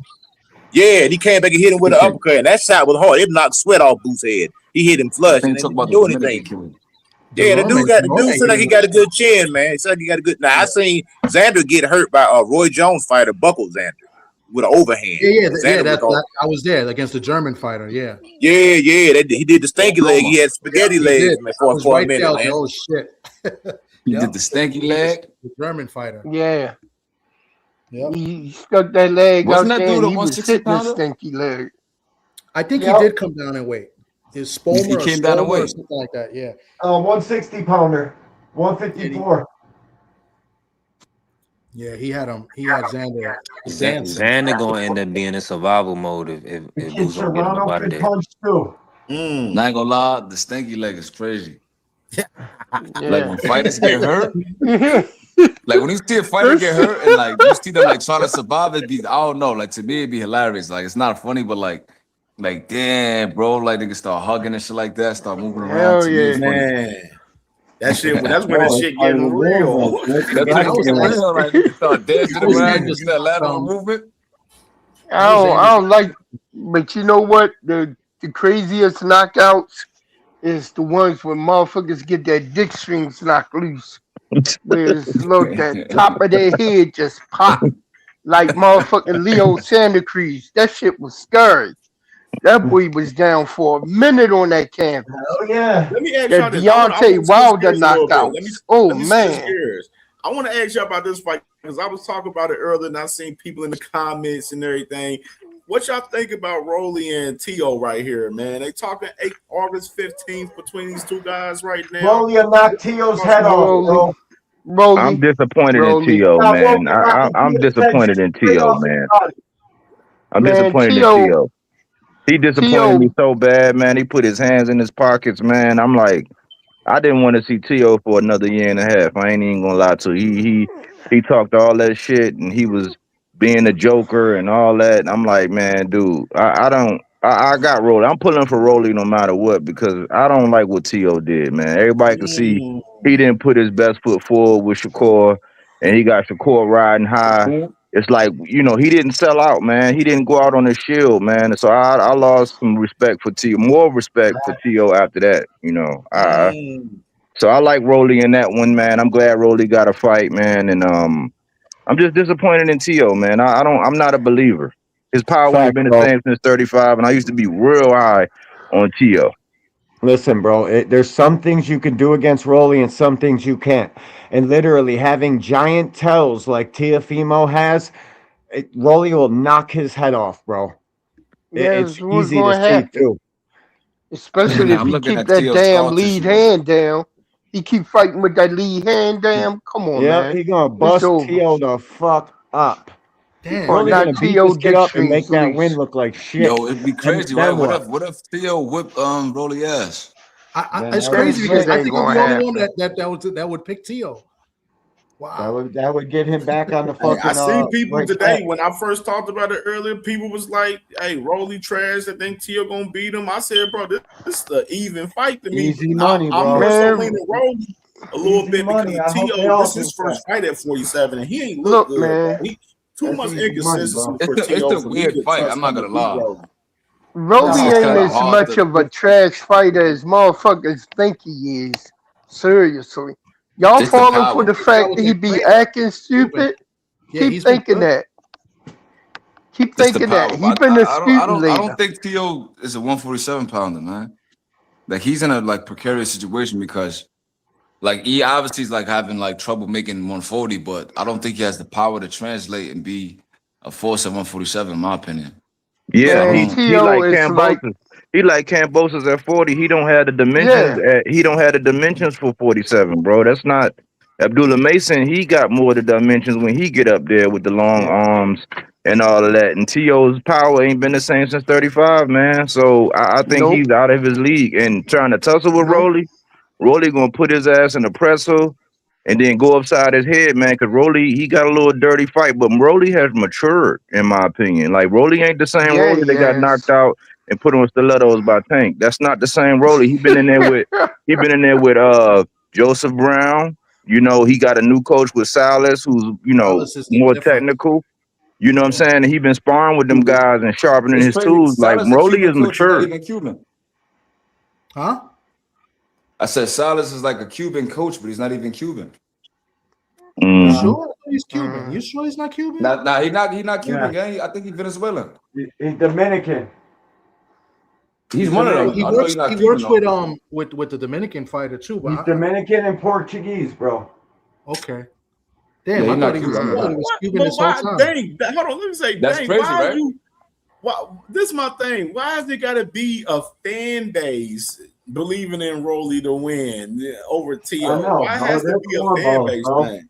Man, you got. But they trying to say Tank fans is going for Rolly? Pretty much. Oh, man. Without even looking at the comments, it's like, dang. Like for what? Like why? Like for what? Like nobody invested in TO for what? Like why would a fan base I be knew invested in it was Rolly? Dang. Right? Dang trolling. Salas Yeah, is he born in definitely Look, is. Tio need to go bottom to the line back of the is line, this. bro. Tio got a sign on his back right now that say "We'll fight for food." That's how bad Tio. That's the position Tio is in right now. We'll fight for Plain food. and simple. We'll fight for food. I'm picking I Tio. thought For he real. was supposed to fight go against the Ryan grain. Garcia. Man, Rolly gonna flip Tio over, man. I'm going against Tio the is grain. cooked, bro. Rolly hasn't been in the ring for over a year. I'm going with Tio. Bro, Tio too small, man. That dude little, man. He too little for Rolly, man. Tio, we can bet. That dude is too little, man. You see, Shakur was way bigger than Tio when they fought, man. Yeah. It looked like they was in two different Man. weight classes. Rolly's a big guy, man. Rolly gonna freaking steamroll Teofimo Lopez, man.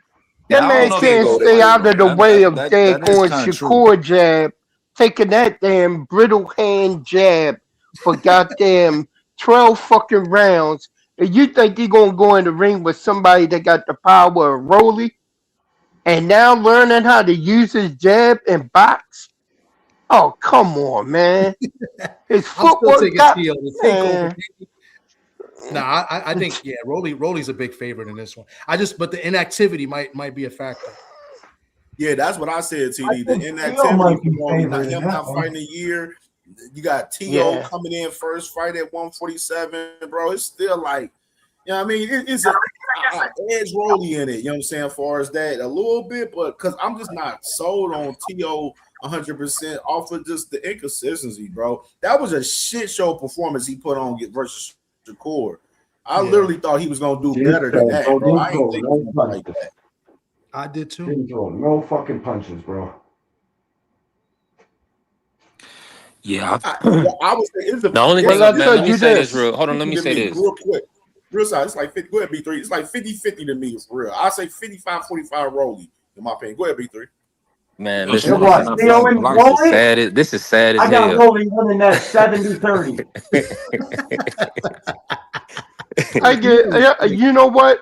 Here's the opportunity for motherfucking Tio to prove us wrong. You know why? Because he was saying he threw the fight basically, saying the fight went just how he was told to make it be. Now, if that's true, you better go in there and knock out Rolly. If not, Look at that, Eric yeah, Cash. Y'all like we'll Eric fight Cash. for Oh food. God, bro. I'm saying, oh my goodness, with Teofimo Lopez. That's what I'm saying, bro. Teofimo Lopez, he was so ass in that last fight, bro. Like I'm just not confident. I wouldn't be confident on a lot of fights right now with Teofimo Lopez. To be honest, not even just this one. Wait, I'm they not say that confident on Teo. Period. Right now, for real. wait, Teo stayed through the fight. Yeah, He Tio did trying say to that cash though, in. Brave. He did say that. He did say that. Tio was Said that or cashing he in on his insinuated it? name. Yeah, Tio is cashing in on his namesake right now. That's what he's doing. That's nasty work. That's Well, all yeah, he's doing. let Because B3 wasn't B3 talking? go ahead, B3. Yeah, Yes, you sir. can't. But man, Tio always gonna say something. He could never be Shakur. I don't know why Smoke bet me that Tio was going. Well, matter of fact, he was trying to build the fight. Shakur had Tio numbers. Shakur be having a lot of these guys' numbers. We got to just be honest. It's just his style of boxing. He's an outboxer. If Tio going, I mean, the only thing I would say with the Rolly fight is Rolly's a lot bigger than Tio. So we just got to see. I mean, but we know that Tio can make punches look funny in there. If Tio can box and he can get and strictly box, then yeah, he got a chance. I feel like he might be able to get Rolly. But that shit, we all banking on Rolly being able to crack Tio and put him down. I feel like this. I don't want to judge. I don't want to judge Rolly too much off of the Ryan fight because Ryan didn't let his hands go. That wasn't Ryan Garcia. That wasn't normal Ryan. And Well, then because vice he got versa, Tio fought one of the best boxers in the world in Shakur. Yep. So that's actually not a bad fight for them to line it up next. It's not. It's a good matchup, good style matchup. They know each other. They've been in the ring before. Fucking, that's a good fight, man. I hope they make it. Let me counter that, B3. What do you think that? Well, because in the Ryan fight, he gave Ryan something to think about. He dropped him early. He did. So would he have to do the same thing to Tio? Because Tio still, I know Tio has been kind of up and down with his career as far as his performances, right? But he's still athletic. His footwork is still decent. He's a pretty good counterpuncher as well. So, that's gonna be Rolly. You guys sell Rolly short a lot, dude. Tank No. I'm not. And that's a good point. That's a good point, TD, because Rolly's gonna have to, because he did the same with Tank. Tank felt the power. He was like, okay, let me be smart with this guy. Tio's gonna have to feel the power and be in defense mode, just the same way he did with Ryan. So that's Rolly's strategy. Be consistent, keep his jab consistent, stay on these guys, and don't make too many mistakes. Working with Salas has done wonders for Rolly. Yeah. I think he said Salas is his original coach. Listen, Rolly's getting a lot better. We got to keep it 1,000. And I'm gonna be honest. And them weight cuts probably was taking a lot out of Rolly. Making y'all talking points in the comments. A lot of y'all making y'all talking points for Shakur for Tio in the comments. While y'all talking that tank shit, we can do that too. Y'all want to do that? Because I'm seeing y'all niggas talking. Motherfuckers up here talking about Tio. Tio was trash, man. He still got his father as his fucking trainer. Yes. I think believe in that man.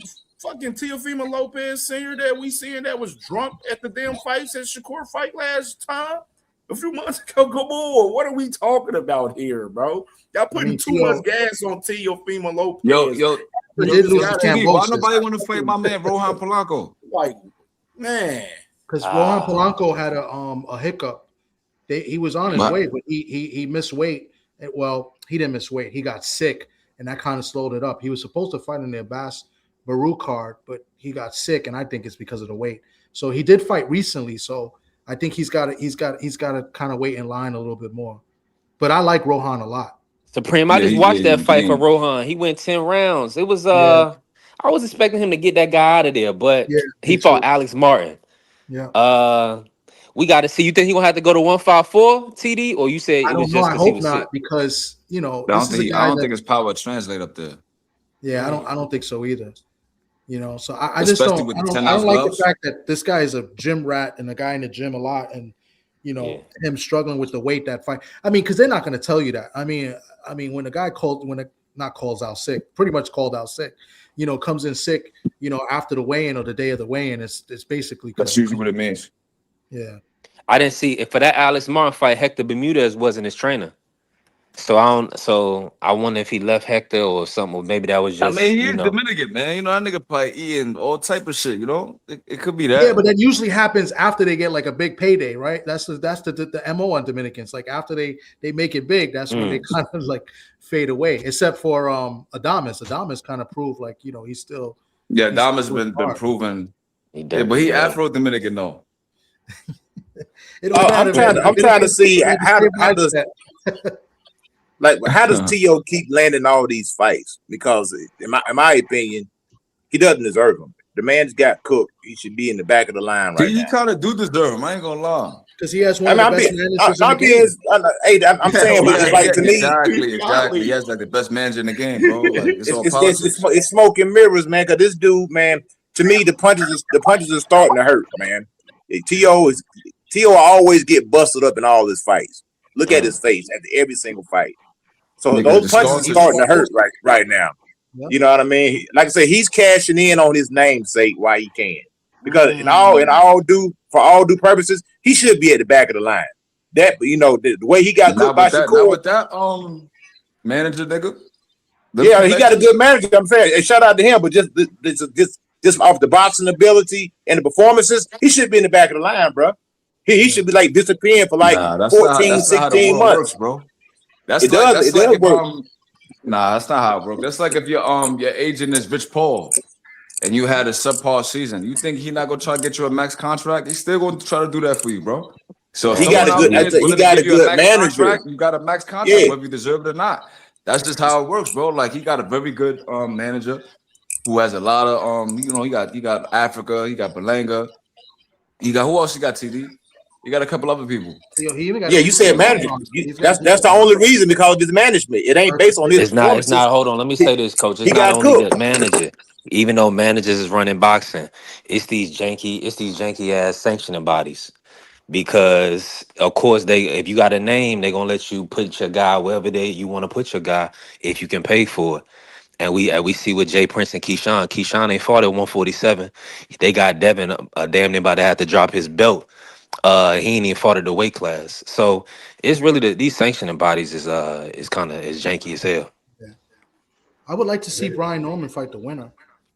You know, Brian Norman should still. I still don't want no Brian Norman smoke, bro. You know that. Nah, I like that. Nah, I think Brian knocked him out. I think T.O.'s too small, man. T.O.'s too small, bro. Yeah, he is. 47. I love that y'all said that, because I'm just T.O.'s at 47. He was small at 40 to me, bro, and he didn't have no power. He only stopped one guy at 40, bro. I just don't see him. I don't see no ceiling at T.O. at 47. I just don't see it, bro. And let me say this right. Bodywork, man. Salute to my brother, man, with the $5 bang in the cash app, and my brother D1, and No More Sleepwalking with his bounty earlier, man. For sure, man. Love y'all guys, man. Appreciate y'all. We put a bounty on. Man, shit, No More Sleepwalking put the bounty on FaZe. Oh, that's why FaZe ain't up here? Yeah, FaZe niggas, I got you out of here, folks. But like I said, bro, I don't with T.O. at 47, bro. I just don't see him filling out and looking good at 47. I don't see a high ceiling with T.O. at 47, bro. I think 47 is probably 40 was his max. I don't think 47. I think 47 he gonna fuck around and get cooked by a couple of them guys up there. See, I don't think T.O. see like how 47 is kind of like in the air, but some of the guys that's there, I don't know if T.O. can beat some of the guys that's there. But Cam, you know the thing is with T.O. is, you know how Brian Norman he smelled he had that smelling salt with Devin, and he said, you know what, I got to make some changes. See, T.O. didn't do that, you know, and that's his problem. It's like your father took you somewhere, and I'm never one of them ones to say, hey, man, you should leave your father, because that's touchy, man. Your father got you where you need, but like if you're gonna be a professional, it's just like having a SME, a subject matter expert. You need a subject matter expert, man, to get in your corner because T.O. got the athleticism, and technically, I think that Coach Kevin Cunningham would be a good fit for him, even though he's a southpaw whistle. But he got to get away from his dad, and it's not me trying to divide him from his father, but it's like, okay, if you want to get to that next level with everything you got, you need somebody else that's going to look at it a certain way, and he didn't do that.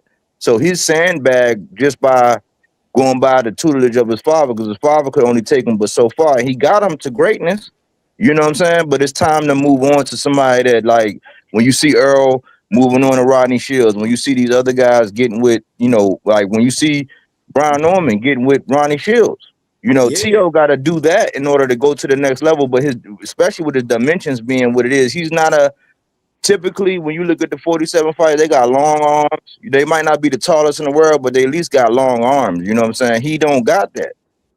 You know, and yeah, his arms is short too. He got a short reach.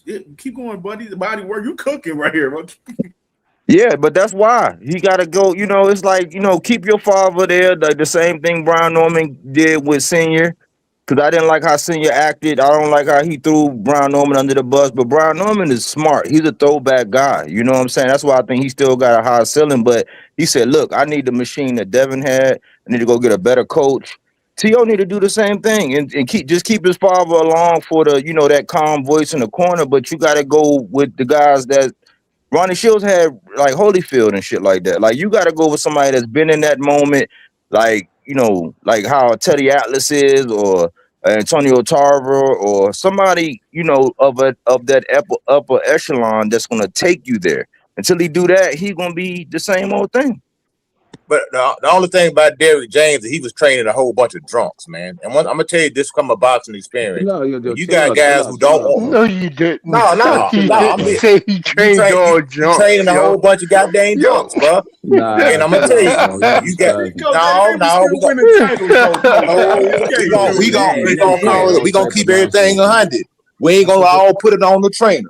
We ain't gonna put it all on the trainer because you got grown men. I deal with it. I got people who won't stop smoking. Listen, I got people who won't stop smoking weed. Frank Martin ain't fence. Frank Martin came to boxing late. Frank Martin is a good athlete who learned how to box. It don't matter, but I'm just saying. You know what I mean? So Frank Martin, in my opinion, Frank Martin's an overachiever. Frank Martin is an overachiever. He is. He's a football player who learned how to box, and he done very well for himself. The guy like Errol was his own worst enemy. He admitted it. He said, I drank too much. Yeah. So if you got a fighter who won't stop drinking, what you supposed to do? We seen Shakur, and we seen him with a big styrofoam cup the other. I see exactly. I see Shakur leaning in the shit whippets, nigga. Now. That nigga drinking. He threw whippets, bro. That's why his voice like that. Come on, folks. Like you can't say that. Like that nigga shit whippets, man. I ain't gonna lie. And then you said that Frank Martin started boxing late overachiever, but then you look at Sean. Said that man on whippets. Damn. He on whippets, bro. He said it himself. That nigga was smoking hookah and candy. Him and Shakur. And Belonga. He hasn't denied the whippet shit for Shaki, bro. Come on, man. It's nasty work. Coach, that's crazy. That's the first thing you said. He said the thing about it is he trained a bunch of drunks. Like that's your point? Like where you was going with that? Reason why I was going with that because, like I say, everybody trying to put everything on Derrick James. You're trying to blame him for the loss, you know, with Chance Crawford and all this stuff. But at the end of the day, when you got a whole bunch of drunks, everybody in your camp is drinking. These men are grown, bro. You know what I mean? I dealt with this before, man. You got guys who won't stop smoking weed, who don't want to train, who want to hang out all night, and then when they lose, they want to blame it on the coach.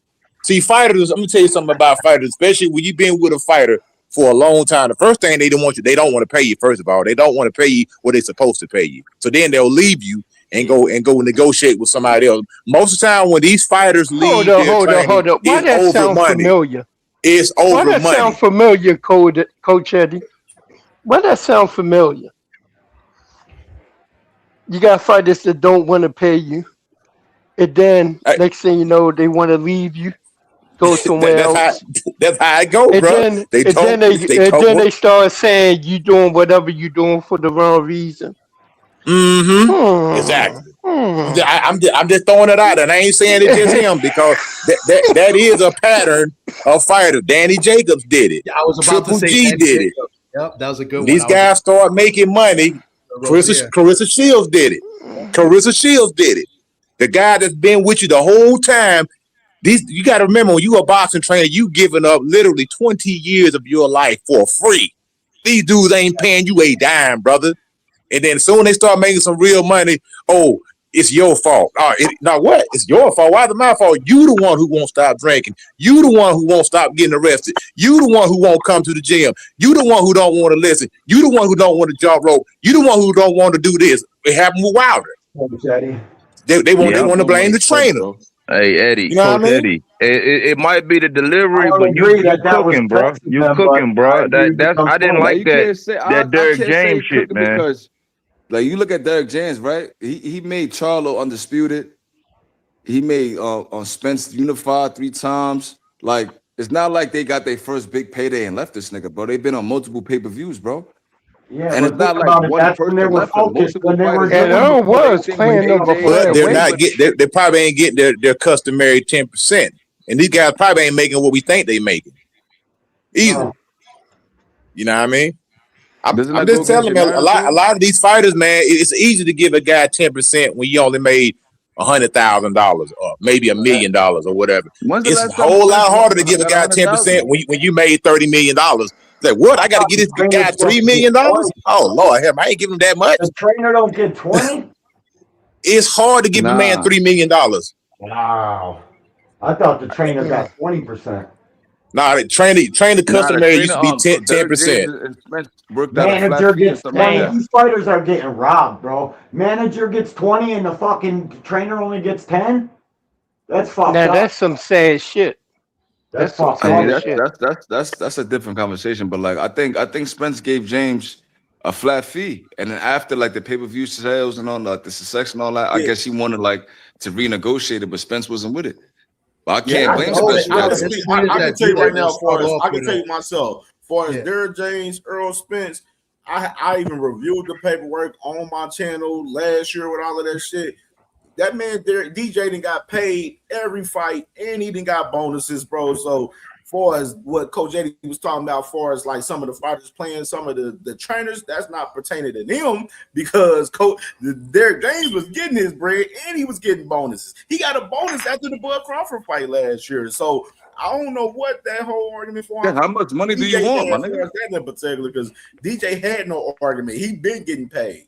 But they should have kept that private because it takes away from what they done.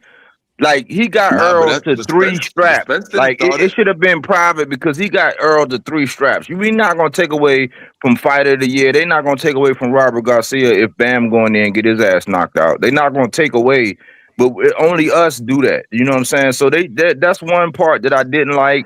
So that shit just should have stayed private, man. That should have just. Yeah, I think it's Derrick, bro, because he made it public. Not only that, like, he got a bag with Ryan. And he got a bag with AJ. He got a bag with Canelo versus Charlo. Like, you got all this bread coming in. Like, why you moving like that, bro? Like, but listen. Like, Coach Eddie brought up a good point. Like, they shitted on Mark Breland.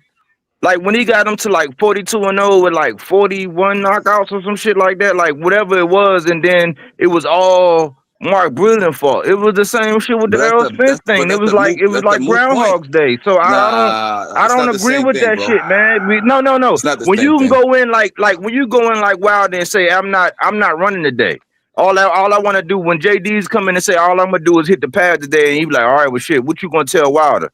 And then you fire one of our greatest amateur coaches in Mark Breland to hire a nigga that you knocked out. Compare that to Spence and James is not the same thing, bro. No, but I'm saying you can't. But I'm saying as far as if you know on your end, because I'm an Earl Spence dog. He's one of my top 3 fighters, right? So take it how you take it, right? But listen, if you know that you're drinking on the side and doing different things or whatever, they don't all fall on the coach. That's why I hate when fighters lose and they say, "Oh, with the trainer," and then fans come out there and say it was the trainer. Y'all keep talking about the drinking. Like, Spence didn't mention he was drinking in camp, bro. Keyshawn said he was drinking in camp, but I didn't hear Spence say he was drinking in camp one But you time. missing my point. You missing my point, brother. You missing my point, bro. You no. You missing my point. You missing my point. Listen. You missing a point, bro. Y'all No, keep you talking ain't let about me like finish. him You ain't let me losing a finish fight. though. Nah, bro, you said enough, bro. You I know ain't where let you me going, finish. bro. Go ahead, finish what you saying, bro. What I'm saying is, I don't like with anybody like Errol Spence and Derrick James. Those are my guys. I thought that shit should have stayed private. Like, period. Like, I thought that part was the only part that I said, man, keep that private because it's gonna tear away from both of y'all legacy. He got you the 3 straps, but you got to take accountability for the fact that whenever, because they had a relationship. Like, if you listen to that interview, they had a relationship to where even Earl said, if you really listen, even Earl said, listen, I'm one of them guys to where it might have been me. He said it might have been me. He said, because when I go in there and train, when I'm not training or we ain't got nothing going on, I'm not calling you. I'm not talking to you. It was us on the outside looking at it like, oh, they might have had a father, son, or uncle, nephew type deal. It was never like that. You know what I'm saying? So to put it all on your coach, it was all of y'all. So when you winning, it's just the fighter. Oh yeah, he's just that special, right? But when you lose, then oh, it was my coach. I don't agree with that for nobody, for none of these fighters. That's what I'm saying. So to put it all on Derrick James, it's like, no, man. I can't do that. I can't just throw Derrick under the bus. I can't just wipe away because there was a reason why all these other people like Ryan and Alicia Baumgart and all these other people was pursuing and wooing Derrick James because of the success he had. So we can't just take away from Derrick James. You know what I'm saying? Like for that, it was both of them. It was the fighter and the coach. It was the team. Yeah, I want to say this. I think with EJ, as far as from last week, I felt like, and even if y'all listen to Derrick James, as far as him talking about EJ, y'all hear both of them talk. They got a lot of respect for each other, where they're not like talking down on each other crazy for real. They keeping it respectful. You know what I'm saying, in a sense. You know what I mean? So it's like I didn't really feel like Earl like super downplayed it. I think he just told the truth how what was going on in camp. And I didn't think he was like, oh, DJ trash and shit, and none of that. He still got a lot of respect for DJ, and DJ, he has his own podcast now where I've heard him speak about Earl, recent, and seen him on other interviews where he's been respectful. So I feel like both guys is trying to be respectful to each other in the process. It's a sticky situation. It's fucked up to see it in how it ended off of that fight from it being the last fight on everything that happened as far as results, but. You know what I mean? It is what it is. Them guys, they move on. DJ's doing this thing. Earl's doing this thing and stuff. So, I mean, it's definitely nasty work, but hey, life moves on. You know what I mean? It's nasty work. Especially when you got Coach Eddie said, man, that guy's a drunk. Hey, look at the Charlos. Neither one of them dudes can't put the bottle down. Jamal Charlo can't even get out his own way, man. What Adrian Bronner said, 100% of boxers are drunks. Yeah, Jamal been with Ronnie. So what you think about that as a coach then? But 100% of boxers are drunks. Hey, but hold up. Let me say this real quick. You know that boxers who become alcoholics are some of the ones who end up having CTE. It's the same thing with people in the Army. It's the same thing with people in the Army. Like when I was in the Army, like that's what people got up. When they got off, they drank. So that's what Coach Eddie is saying is right, man. Like it goes both ways, and it's a case by case basis. You know what I'm saying? So we can't. Like I don't think it's neither one of them. You a team, man. Like we look at the one boxer and we get the people. We get the. I mean, because he got the bias because he's the money man. So nobody's gonna highlight what he do. Drunk and hanging out with drill rappers, man. But they not all them dudes be getting drunk, man, because they making a lot of money, bro. Look, you been cutting weight, you been training hard your whole life. You got a bankroll, you know what I mean? You want to let your hair down a little bit and drink a little bit. I understand it. I mean, we seen pictures when Errol Spence and Tank and the Charlo, they was all hanging out. Yeah, but I don't get that, man. Jordan used to drink too, nigga. Jordan was drinking and had cigars and playing poker, nigga. Like, but he played basketball. He ain't boxing. It's different, bro. I think it's worse actually. You can do it. No, you can, man, bro. You can smoke a joint. You can smoke a blunt and go drop 35 points. No, It's you basketball, can't. You playing for 48 minutes, bro. bro. To Yes, me, you that's can, harder. You bro. running up and down a Man, all 90-foot hardwood them dudes floor. smoke before the game, man. But I don't know where you been at. A lot of NBA players say we smoke before the game. Them dudes And then go you out there and look hoop, at the results, bro. and they be high, bro, and they be dropping 30 and 40 points on their gas. And they be Man, losing. That's the point. But I was playing semi-pro football and I scored 3 touchdowns. I was high as a motherfucker. You know what I'm saying? So it's not the high, it's drunk. Weed and alcohol is 2 different things, bro. Hell yeah. You can't box and drink, bro. We know that drinking is a cardinal sin to boxing. No, Like but you he can't do pivoted from both. what I said. I said Alcohol's Jordan the was worst drinking. thing. I said Jordan was drinking. I never said Jordan was smoking weed, bro. He pivoted it. Like he mentioned weed. I'm talking about niggas getting drunk. But Allen listen, Iverson was drunk also, and playing ball. but Like, listen. People like Jordan and AI, they might be the exception to the rule. That's not the rule. They are the exception to the rule. Like you got to be really special to be able to do that shit. You got to be I special. don't care who you are. Alcohol and fighting don't mix. It don't mix. Nope. yeah, but the way y'all saying it, y'all making it sound like Spence was getting drunk and then going in the ring, bro. Like if I drink in my He private life when I was though, go out, bro. I'm a Spence Now fan. we didn't even say that. We didn't Name say a that he fight was where he getting did drunk it. fight night, bro. But I'm just saying, all that stuff catches Name a up to fight. you, bro. I didn't see Listen, Spence hold say on, he bro. got drunk Listen, fight brother. night, my Listen, nigga. brother. I didn't Listen, hear him brother. say that. Hold on, bro. Listen, when you drinking, you ain't training. You feel me? When you drinking, you eating hot wings, you eating pizza, you blowing up in weight. That's why them dudes couldn't maintain their weight because they was eating and drinking. So now you gotta undo Nah, but all I that said, give me a all fight that that bad Spence habit or that you done, Charlo bro. that miss weight, bro. No, not that. No. I got a better example. You speaking in absolutes like you know these niggas and was in camp with But them, I got bro. a better You example. making Like, it look, sound like they was I getting got a drunk and better then going in the example ring. though. Like, come on, bro. I got a But better example though. nobody even said that they were getting drunk and That's going what in the you ring. just I'm saying, said, bro. but no, I did not. But listen for a second. If you're in the off season and you're drinking during the off season, you're gonna gain weight. And you got to go lose all that weight. You got to undo all them bad habits that you've been doing over the past 4, 5, 6 months. And you got to shrink that down into a 12-week training camp. That's going to affect you, brother. You've been drinking for 6 months. And then you want to turn it off and then you're going to train for 12 weeks and think you're going to be at peak performance. It ain't happening, brother. You've been drinking beer. You've been eating French fries. You've been eating hamburgers and hot dogs. You done gained up 40 pounds, bro.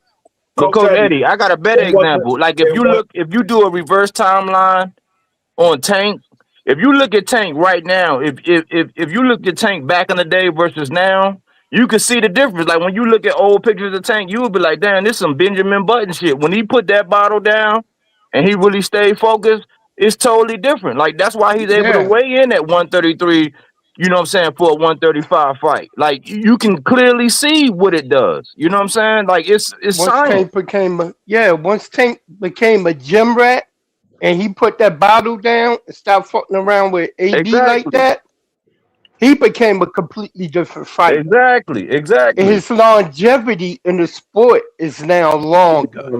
Bad and bullshit. Seriously, I'm not gonna lie, now, Coach Eddie. Yo, you must have had some crazy experiences, bro. Because you be, I don't know, bro. It's like he's thinking of a particular fighter when he's saying that. Like he said, most of these guys is drunk. A lot of these fighters be drinking, man. I know Bob Foster used to drink. Joe Frazier was an alcoholic. A lot of people don't know that. Yeah, Joe Frazier know that. Yeah, Joe Frazier used to eat watermelon and drink liquor, man, and go train. Hey, yo, speaking of Tank, how realistic is the Devin Haney fight, or is that just what y'all think? It's not happening. You know what? Yeah. It's up to the Haneys. You know what I mean? Whatever he put out there, they take it and they want to fight, then we good. Plain and simple. It's all on them. What they like to say, send a contract. Hey, Al and them called them. So, what he going to do? What you going to do? I think the sticking point was that rehydration clause. What y'all think? You think he going to say F it and do it? I think he gonna take a tune-up fight. I think Tank would not be wise to come back off a long layoff and get in the ring with Devin Haney. That would not be a good decision. He needs to have a tune-up fight. But put it like this, man, it ain't like he just been sitting on the sideline not doing shit. He been training the whole time. I think a lot of Yeah, keeping his weight gotta down. gotta realize. I mean, the man did fight last year. It wasn't like he didn't fight at all. He did So I'm fight. saying he fought last year, It was bro. it was early Yep. in the year. It was early in the year. I mean, he did fight. It was He just trained for early in the Jake. year. Yeah, he trained for Jake. He was getting ready for that fight. And that fight, he was actually getting ready for the Lamont Rose fight before he was The getting ready rematch, for yeah. the Jake fight. So he was getting ready for 2 fights. It just they both fell apart. So it's not like he wasn't doing anything. It was just a What y'all long think day about the off. rehydration clause? He didn't say it was going to be a rehydration clause. It was one of Devin Haney fans said, "Don't let him put you on a rehydration No. I'm clause." just saying, like hypothetically Tank. speaking, Well, if let me the say this though. rehydration clause is Tank I stipulated. can't. responded, Frito. Tank responded and said, No, "You he want to said come in at 165?" He said, "You gonna do what I say." yeah, he said you want to Bingo. come in at one. He said you want to come in at 165. You're gonna do what I say. He didn't say I'm gonna put you on one. He said you're gonna do what I'm saying. So Tank Davis, this ain't the first time Tank Davis fought somebody that was 165. He said Rolly Romero was 165 when he fought him. So it ain't like this the first time that he fought somebody that was 165. So That's kind of crazy. like I said before, Wait a minute. I thought him and Rolly fought at 135. Did they fight at 135 or 140? Yeah, Rolly came in the they ring fought like at 170. 135. Man, that man ain't put on no 40 pounds overnight. Y'all got to stop the cap, bro. Hold You on. did, nigga. That was what I'm God saying. dang, man. That man trying to put 40 pounds on in 24 hours, man. Come on. At least make it realistic, brother. I can see But how you 25. gonna You say? said You know 40, what's bro. crazy? That's the problem I got with you, Coach Eddie. Like you be talking like an absolute, like you absolutely right. Just like you said, this nigga resume was I 85% didn't say the Mexican. man came in at 165. That's what Tank said. He said Rolly Romero was 165 when they The fought. nigga was I didn't say that. 165. I don't know how he did it, but he did it. So he put That on nigga 30 was big as pounds hell. overnight. He put on That's what he 30 did. pounds overnight. They Haney didn't do it. weigh in the night before. They weighed in 2 days before that. That the weigh-in that y'all saw, that we all saw, was a ceremonial weigh-in. They had already made weight. It was a ceremonial weigh-in. You know why I have a hard time believing that? And I'm gonna tell you why, because these dudes say so much. HBO used to actually post what the weight was, the rehydration was. They stopped doing that. HBO used to do it though. They say tonight of the fight, this is what they weighed in at the rehydration, and they would post the freaking weight. I remember when Floyd fought. He fought somebody. I think Canelo. Canelo was 165 And that's another when thing too. Floyd fought him. They said Devin came in at 165 for one of the fights. I can't remember which one, but It came was out there. Regis Loma. Prograis It was and Loma. Regis came in at Regis and 157. Linares. It was Yeah, Loma. they said Devin came in at It 165. was So Loma. I'm not gonna say that I it's believe it was unlikely, Linares, bro. it's unbelievable. If these guys came in at 165, they came in at 165. But the man didn't say he was going to put them on a rehydration clause. He was just responding to what Devin said when Devin said never. And he was like, man, you want to come in at 165, you gonna do what I say, then. You're not in the driver's seat. You're gonna do what I say. So he was just telling Devin, you don't make the calls. I make the call.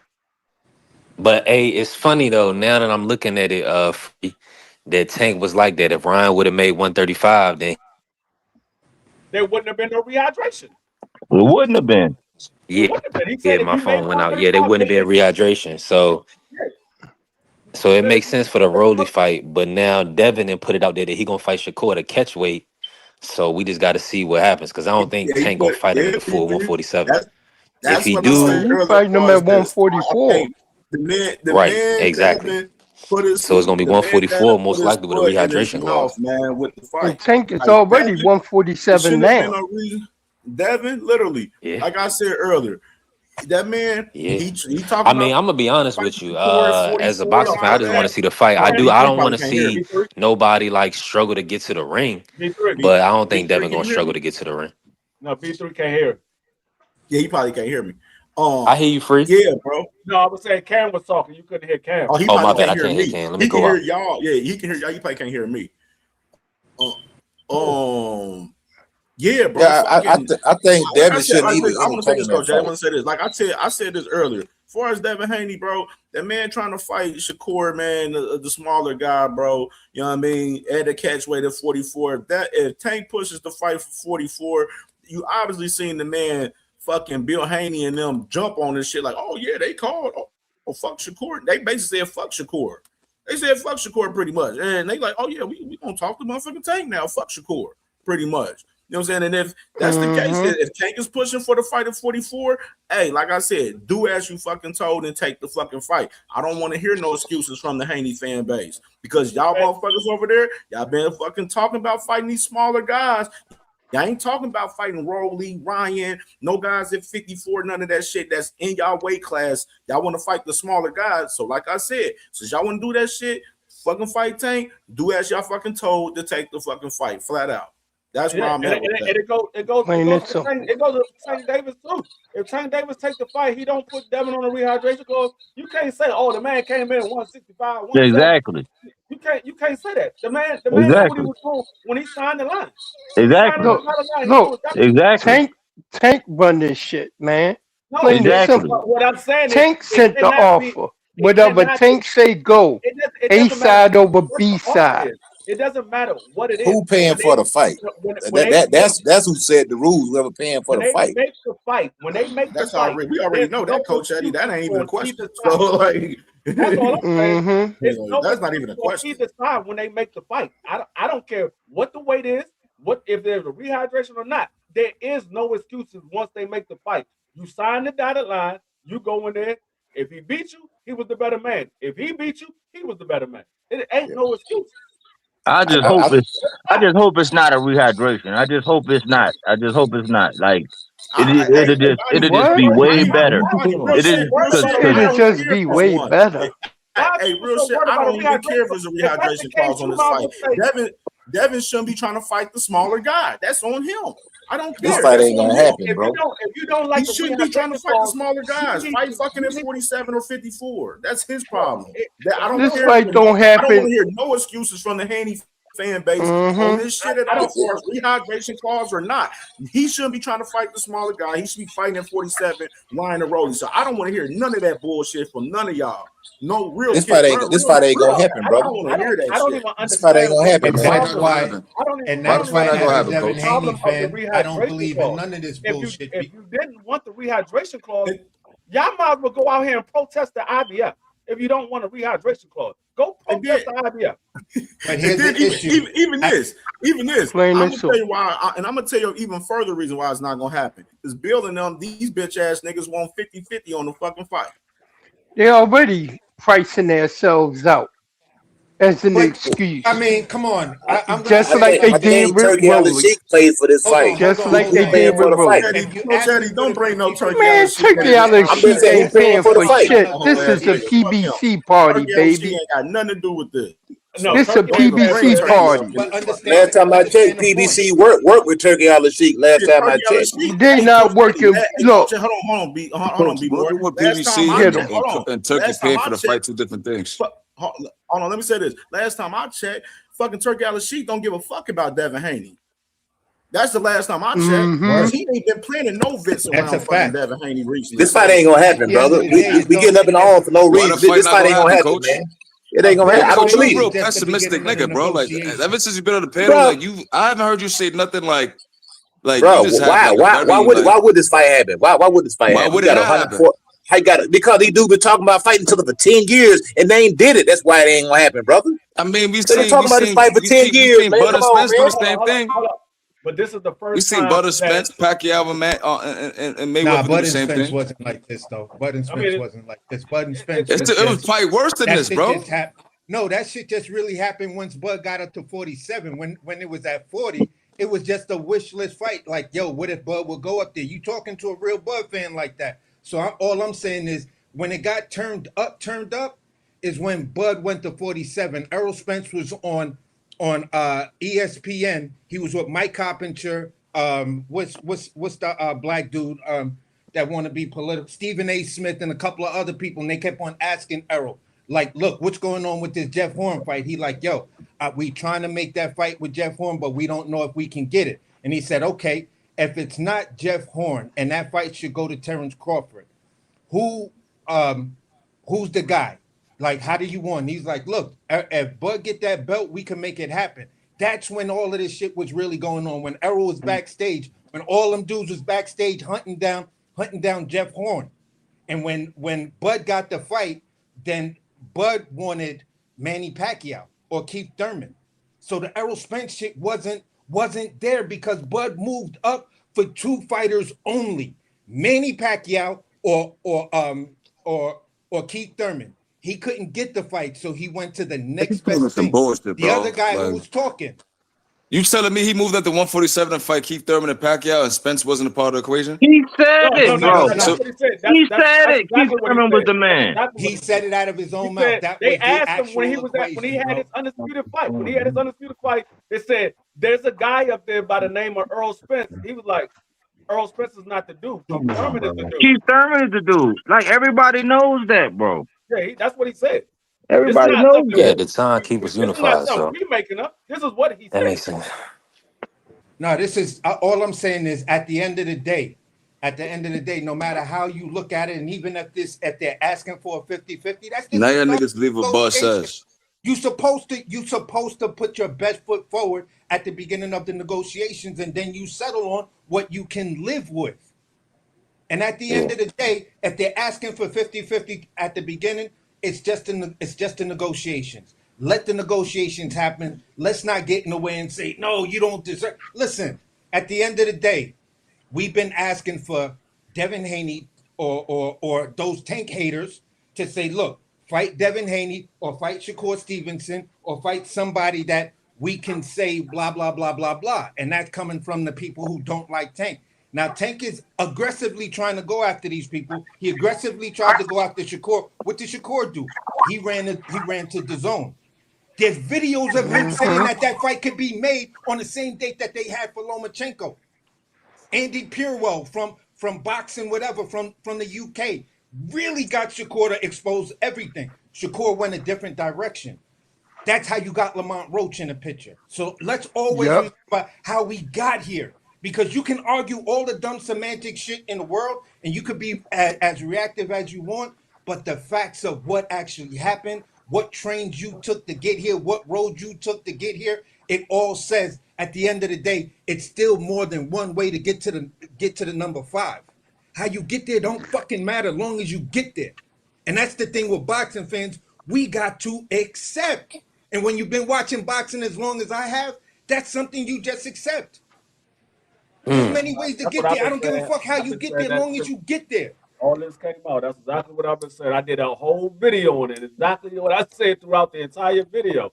We too busy trying to turn down the fight instead of saying let these guys get in the ring. Get in the ring. Exactly. We're us as boxing fans. We have so much to say about what guy make this, what guy make that, what weight it should be at, and we don't have no say so in none of those arguments. We are not in the back room. We're not promoting this fight. We're not putting up the money for the fight. We have no say so in that. Why are we making an argument for what a guy should get? We should be making an argument. Y'all do what y'all got to do to make this fight happen. Do what y'all got to do. We want to see this fight. Do what y'all got to do to get in the ring. That's all that matters. You know what? Haney got all this channels out here trying to find reasons why the fight shouldn't happen. I want to say that. Well, I like all of that talking all that. But for us, this specific case, 50-50, no. I don't think hell no. Fucking guy that fought on 2 undercards in his last fucking fight. We're not fucking doing that. I said that. I don't think he deserved. I don't think he deserved 50-50. But if Tank cool and all the little conversation we having right now, cool and all, but of course the conversation is for Devin to Tank. Devin don't deserve no 50-50 with no damn. Neither guy needs each other though. Neither guy. Tank don't need Devin and Devin don't need Tank. They're on 2 different roads, brother. In my opinion, why not? They're on 2 different roads. But Tank wanna beat that nigga ass. That's what it is. But at the end of the day, like what AC say, man, Haney needs Tank, nigga. And hope you land on the moon. Oh shit. Yeah. You reach for the stars and hope you land on the moon. You ask for as much money you can possibly ask for and pray you get the number that you really want.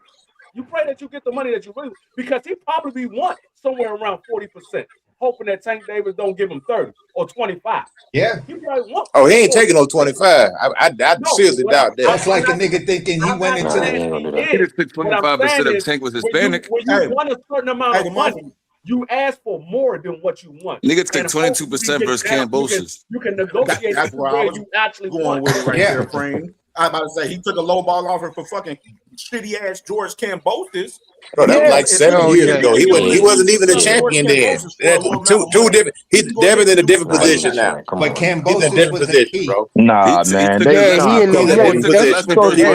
Coach Eddie, these niggas have different energy for the fights. Like we seen Shakur say, I was chasing Zepeda for 2 years. Like and Devin took peanuts. Like Devin took peanuts for Cambosa. So if this shit come by and he don't accept whatever's going on, the nigga's a duck, man. The fight should, in my opinion, the fight shouldn't even be happening, bro. Ryan is still out there. Yo, coach, so my whole thing bro. I'm not gonna lie. Ain't nobody been 147 pounder, bro. The man is 147 pounder. Devin and Ryan 147. Man, I can't believe y'all Haney motherfuckers up here trying to make up a reason why I ain't no Haney nothing. In my opinion, bigger fighters shouldn't call out smaller fighters. The fight should not happen. Why should the fight not happen, bro? The bigger fighters, in my opinion, shouldn't call out smaller fighters. It should be the other way around. It should be smaller fighters calling out bigger fighters. Calling out the bigger fighter. Why is he on the list? Why is he on the list?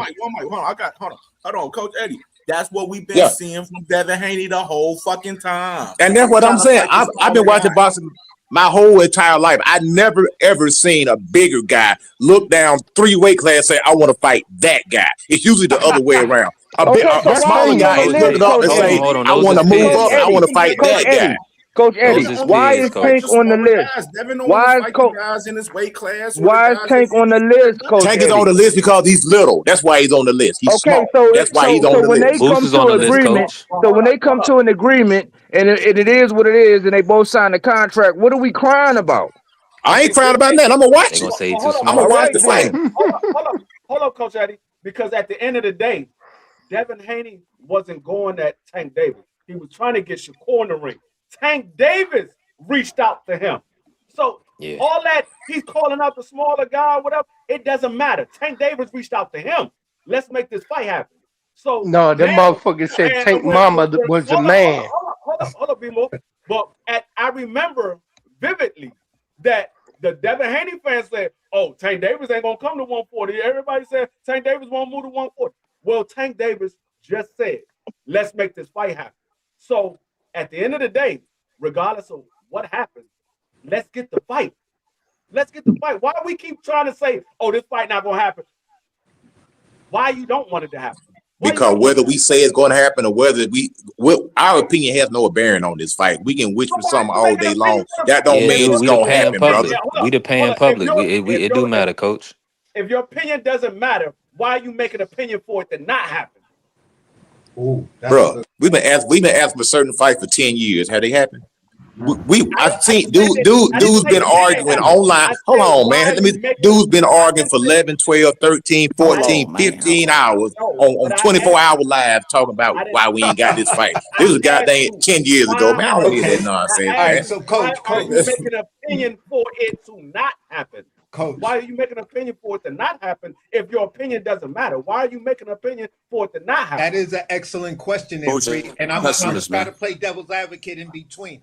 I kind of get both of you guys' argument. I get the argument of saying, look, let's not be those fans to come up with 50 excuses of why the thing can't happen when there are 100 reasons why it can happen. You feel what I'm saying? Let's not be those type of fans. On the side of Coach Eddie, I get what he's saying that as far as, all right, we're looking at a dynamic that says, all right, Devin Haney and Tank Davis. Where's this fight? What weight is this going to happen? What's all of this? He's looking at it from the coach's perspective. That's the fucking lens he sees things through. I can't take that away from him because he's always going to look at it as a coach first.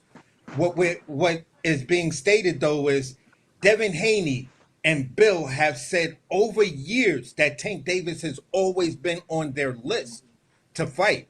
They have moved up because of their body type and body conditions. But it doesn't stop them from talking about the Tank Davis fight. I get what you're saying where the bigger guy calling out the smaller guy, but this shit has been brewing since they were both around the same weight class. So at the end of the day, it kind of makes sense. There's some dynamics that everybody is exactly right on.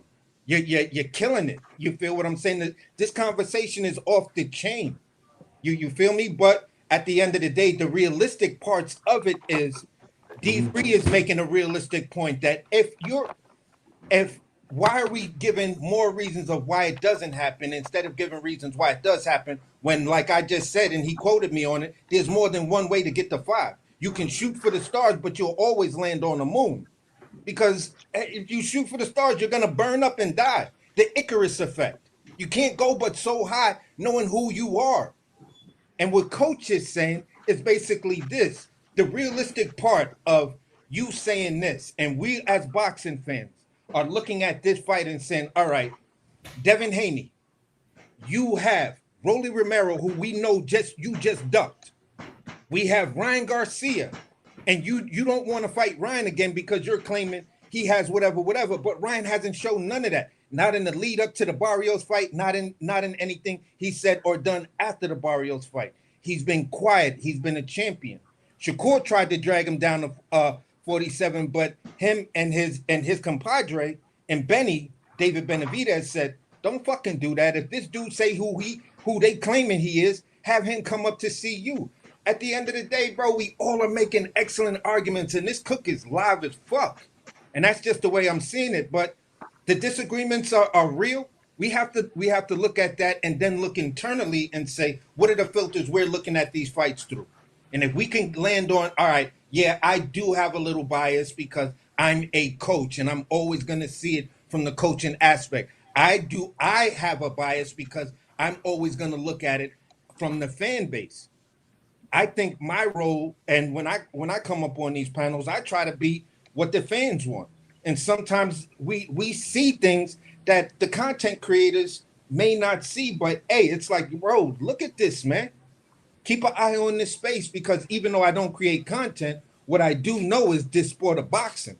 I know it just as well as you. Because you create content, you follow everything. I don't follow everything. I use common sense. I use a lot of different things, and I make a rational decision. If I'm wrong, I'm wrong. If I'm right, I'm right. But I'm just saying, from the perspective I'm looking at it, everybody's making legitimate points. You feel what I'm saying? At the end of the day, do I think Tank Davis versus Devin Haney is going to happen? I don't know. I don't think so. I'm leaning more towards I don't think so, because I know Devin Haney, as a fan of his and a fan of Bill, I know these niggas love to make pasta. And they'll make these extravagant pastas and boily shits and throw them against the wall to see what really sticks. You're saying, and Shakur's saying, yeah, me and Bill been in negotiations for a while. So if you and Bill been in negotiations, now you and Tank are gonna get in negotiations. Now you and who else is gonna get in negotiations? You just walked away from Rolly Romero negotiations, and you said that deal was good. So at the end of the day, right now, you're showing me a track record that as you move up in weight, you're just as scary as Shakur, because now you don't want to fight nobody. I don't know who said it the last time we was on this panel, but Free really liked it. These niggas don't want to fight their friends, and they don't want to fight their enemies. And that's Shakur and Devin. Tank Davis was acting like the Broad Street bully when he was out there. Yeah. You got Tank putting it on the line saying, nigga, let's do it. Listen, man. You got Tank to face a boxing with the biggest bag saying, all right, motherfucker, pick up the phone. Plain and simple. If you want to fight this man, and earlier this year, when he saw Tank Coach Calvin a Mercedes, he go run to a Mercedes dealership and say, hey, Coach Calvin, I'm here getting a new car and my son bought me a Mercedes. Hey, tell him to give Devin a car, that if you want to be more. What?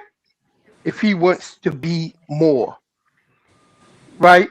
Motherfuckers just went on and ignored his dumb ass. Now, when Tank do call, y'all like, hey, we going into negotiations. And you going to turn that down? The biggest bag you ever gonna fucking get. The biggest bag he ever gonna get. Damn. He gonna turn that down? You know what that to say if he do turn that down. After turning Peace and down blessings Rolly. to all y'all. I'm out. Be good, be safe, fellas. All right, David, have a D1. good one. Cream, all Peace. y'all. Be good, be safe. Peace. All right, D. But you know what that's gonna say? That's gonna go ahead and tell the tale on Devin Haney.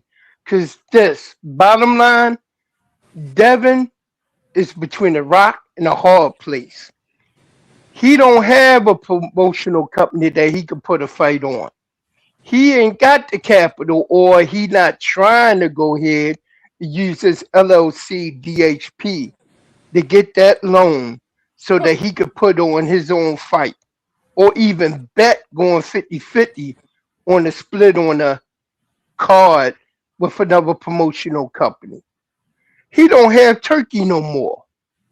Turkey don't want him unless he getting in the ring with Devin Haney. Unless he getting in the ring with excuse me, with Ryan Garcia. Turkey don't want him unless he fighting Ryan. He don't care if he fight Shakur. Cause both of them are born fighters. He want to see a fight. Unless they sign with Riyadh season and then go ahead and try this, which I think these motherfuckers gonna try to do. Tank ain't fucking fighting for Turkey on the Turkey card or going over to Saudi Arabia to fight. That's where the big bad is, over in Saudi Arabia. Turkey bags over here in America is way smaller. So they better go ahead and take that fight now, plain and simple. Or it'll be a long time before they get another paycheck. Well, let me add on to that. Because you're cooking and it sounds like something that I always say. A lot of these guys' careers over before it's actually over. And it's stagnated right now. And I don't really care about stagnation. That's on them. I need motion. I need an action. I need action. All this cry me a river shit. I don't want to hear that. I could listen to goddamn sorry ass slow songs if I'm in the mood for that shit. Sentimental mood. And these guys keep making excuses. Now, I haven't said anything about the rumor with Dev and Tank. And I really ain't gonna say too much, but I'm gonna say this. Until it coming to fruition, the talks, the slick talk, I don't give a fuck who wins the war on words. I don't give a damn if it ain't taking place. I don't care. I don't have a stance for neither one of these dudes right now. Lil Red got to take care of business and know that he's coming back to the sport of boxing. I don't know that shit. Ain't nothing been said to me or I seen that is evident that Lil Red is returning. I like Lil Red, but all the cute talking and all that shit go for Lil Red too. I don't want to hear that shit. Get in the fucking ring. Until then, don't give me the talk. Come back and talk to me and let me know when shit is signed. I'm tired of this shit involving these guys' names and we're going to do this and do that and who called to. I don't give a fuck. So fuck that bullshit. I'm shitting on all that. I don't care if y'all, and I don't mean to, come against anybody that wants to talk about this fight and hope that it happens. I don't give a fuck. I ain't got time to keep waiting. I should have seen that shit at 135. I don't want to see that shit at catch a groove. Catch a fucking groove. But catch fucking reality. I don't want to see that shit. For what? For what? We know this dude, that's all he want to do is fight smaller fighters. I'm tired of that shit. I don't give a damn who the smaller fighter is. I don't give a fuck if it's Little Giant, taking on motherfucking Godzilla. I don't give a damn. I want to see a fucking Godzilla go against another goddamn Godzilla. See, that's what's wrong. You got too many motherfucking big hearts in this motherfucker, and the size ain't packing in with it.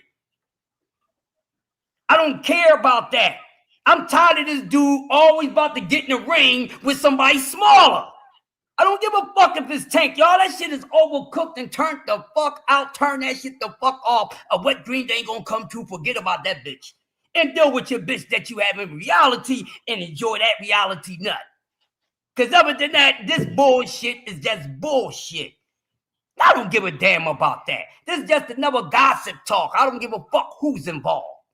Little Red, Big Red, Mini Red, I don't give a damn. Tank ain't got a fucking thing going on. Tank need to get that shit right, and then I talk about Tank, but Tank get roasted too. So none of you motherfuckers can say I do anything. I don't ride nobody but the motherfucking goddamn Aladdin motherfucking lamp that I fly around on you motherfuckers that's looking down and said, oh my God, what are we gonna go through today? We had a whole motherfucker just threw away a whole goddamn reality point that I made earlier, but that's fine. See if that delusional shit fantasy all shit get you what you want. You ain't got what you want yet. The clock is still ticking. I'm tired. Get rid of clocks and all that shit because y'all lost in it. I'm not waiting for a fucking thing, and I'm tired of this. Oh yeah, he made the call, motherfucker. Throw a punch. Oh, look at him. He got Twitter lit up. He got Twitter lit up. I don't give a fuck about none of that. I don't give a fuck who got Twitter tweet and love the motherfuckers lit the fuck up more than any fucking body else. They ain't fucking fighting. I don't give a fuck about none of that. Let's talk fucking boxing. No, Red, are you fighting somebody yet? You still got core problems. Shut the fuck up. I don't want to hear the fly shit. I can listen to MCs for that shit, homie. I got more John Blaze shit than that. Got more Pass the John Blaze offering. shit, guy. Fuck that Pass the bullshit. offering plate. And this goddamn motherfucking Rolly versus Tio. Let me get to that. What the fuck? Why is Teofimo Lopez still getting fucking chances? Can somebody answer this motherfucking question, please? Because the Yoda shit ain't working right now when it comes to this bullshit right here. My shit is scrambled. Why is this fuck boy who ain't as good as motherfuckers thought keep getting fucking opportunities? Oh, what they trying to say? He can sell fucking tickets? Oh, this is everything I've been saying. Everything I've been saying. Yeah, him and that goddamn roach. What the fuck is this motherfucker still getting a motherfucking shot for? I want to see Rolly in action, but not against no fucking T.O. because T.O. don't deserve this shit at all. And that's because, you know what? Motherfuckers running away from Rolly, so we got to entertain this bullshit. I'm not running away from reality. There's a reason for everything. It's a cause and effect. Everything's attached to this shit like the bloodline. And there's a whole lot of weak-ass blood out here. Look at it, that's pumping through the brotherhood. I love you. I would never hit you. Love thy enemy. Let's be less competitive. All that bullshit. Y'all praising these motherfuckers out or to just chop your neck off. Stop praising these dudes and giving them fucking credit for shit they don't deserve. It's this generation. Your favorite fighters might just fall in that reality. Fuck the narrative. That's your fault for being a fan of them. Now, be a fan more of the sport than that motherfucker, then it won't hurt as much. Trust me. True that. That's how I rock the fuck out. But now, I no Rolly, no fucking T.O. T.O. keep getting chances. Rolly knocked this motherfucker into retarded, and I bet you he won't get another fucking check. Where the fuck is the mandatories? You know what I mean? Everything he said was right, brother. Look, these fantasy fights are reserved for retired fighters or fighters who are 50 and 60 years old. We've been having 12, 13, 15, 24-hour arguments, people threatening each other about fighters that are active and they won't fight each other. We doing fantasy fights with active fighters, not talking about Sugar Ray Leonard, talking about Floyd Mayweather, not talking about Roberto Duran. We talking about guys who are literally the same age, and we've been doing fantasy fights before COVID. And I'm supposed to get the Holy Ghost because Tank sent out a tweet. Come on, man. Come on, bro. I'm supposed to get the Holy Ghost about that. Come on, man.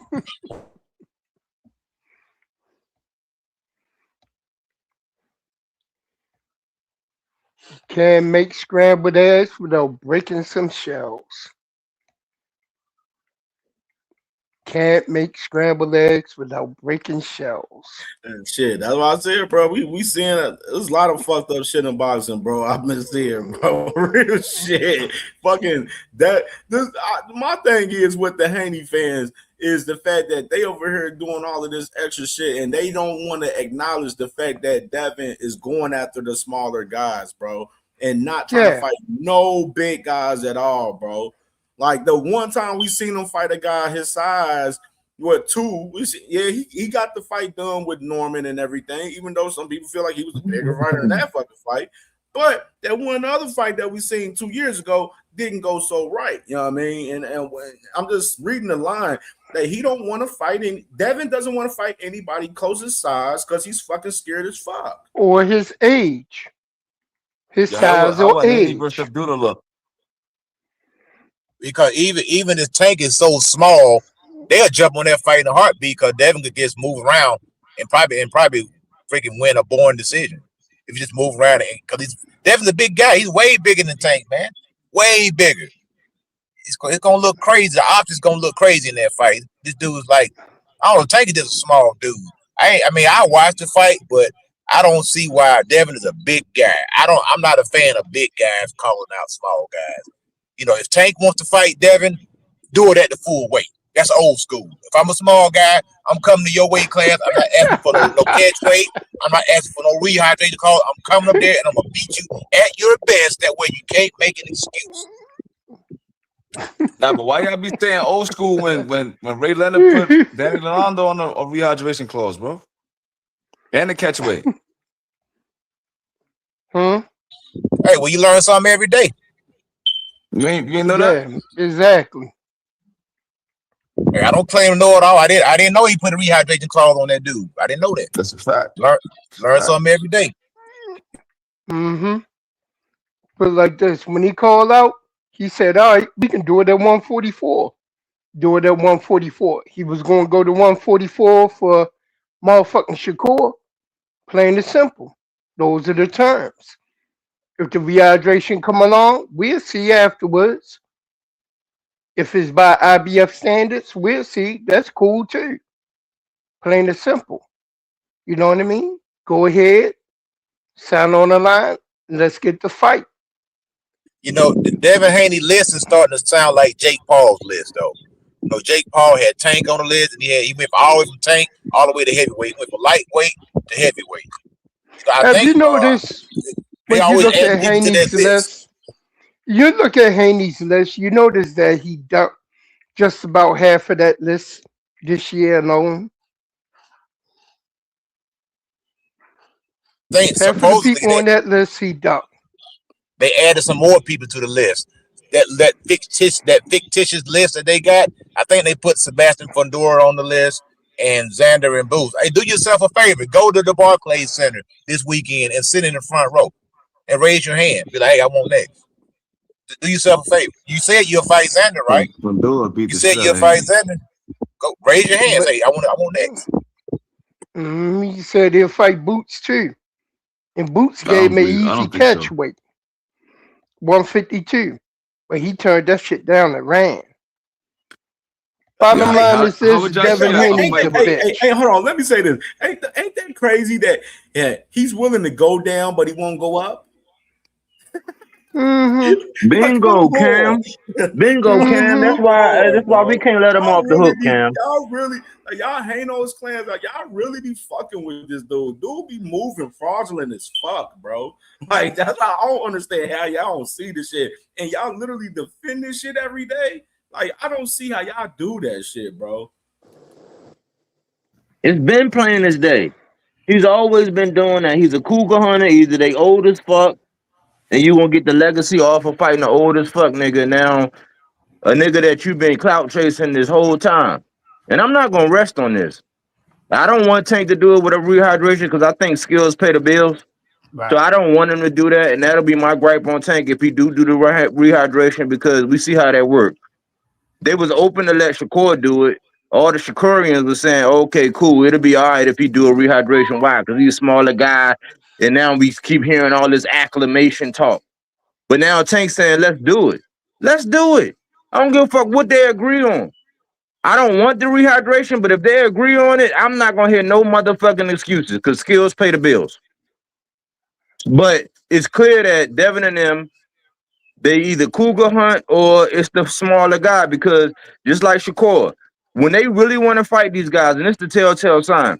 When a fighter really want to fight another fighter like Cambosis, this nigga took peanuts and went to Australia twice and fought this nigga for 24 rounds.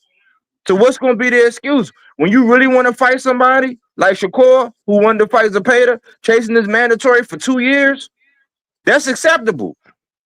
So what do we be talking about? We just getting in the way of fights. I just hope he accept the deal. I hope Tank don't put no rehydration because the glory gonna be greater if he fight this nigga and let this nigga get big as a house. We don't know if he gonna be able to move the way he normally move if he get big as a house. I think skills pay the bill. You know what I think? I think they put themselves in a situation where they fucked themselves. You know why? Tank is at 147 now. Since Tank has been training, last time a Tank went up to 140, he didn't have time to acclimate his body to being at 140 pounds in the ring.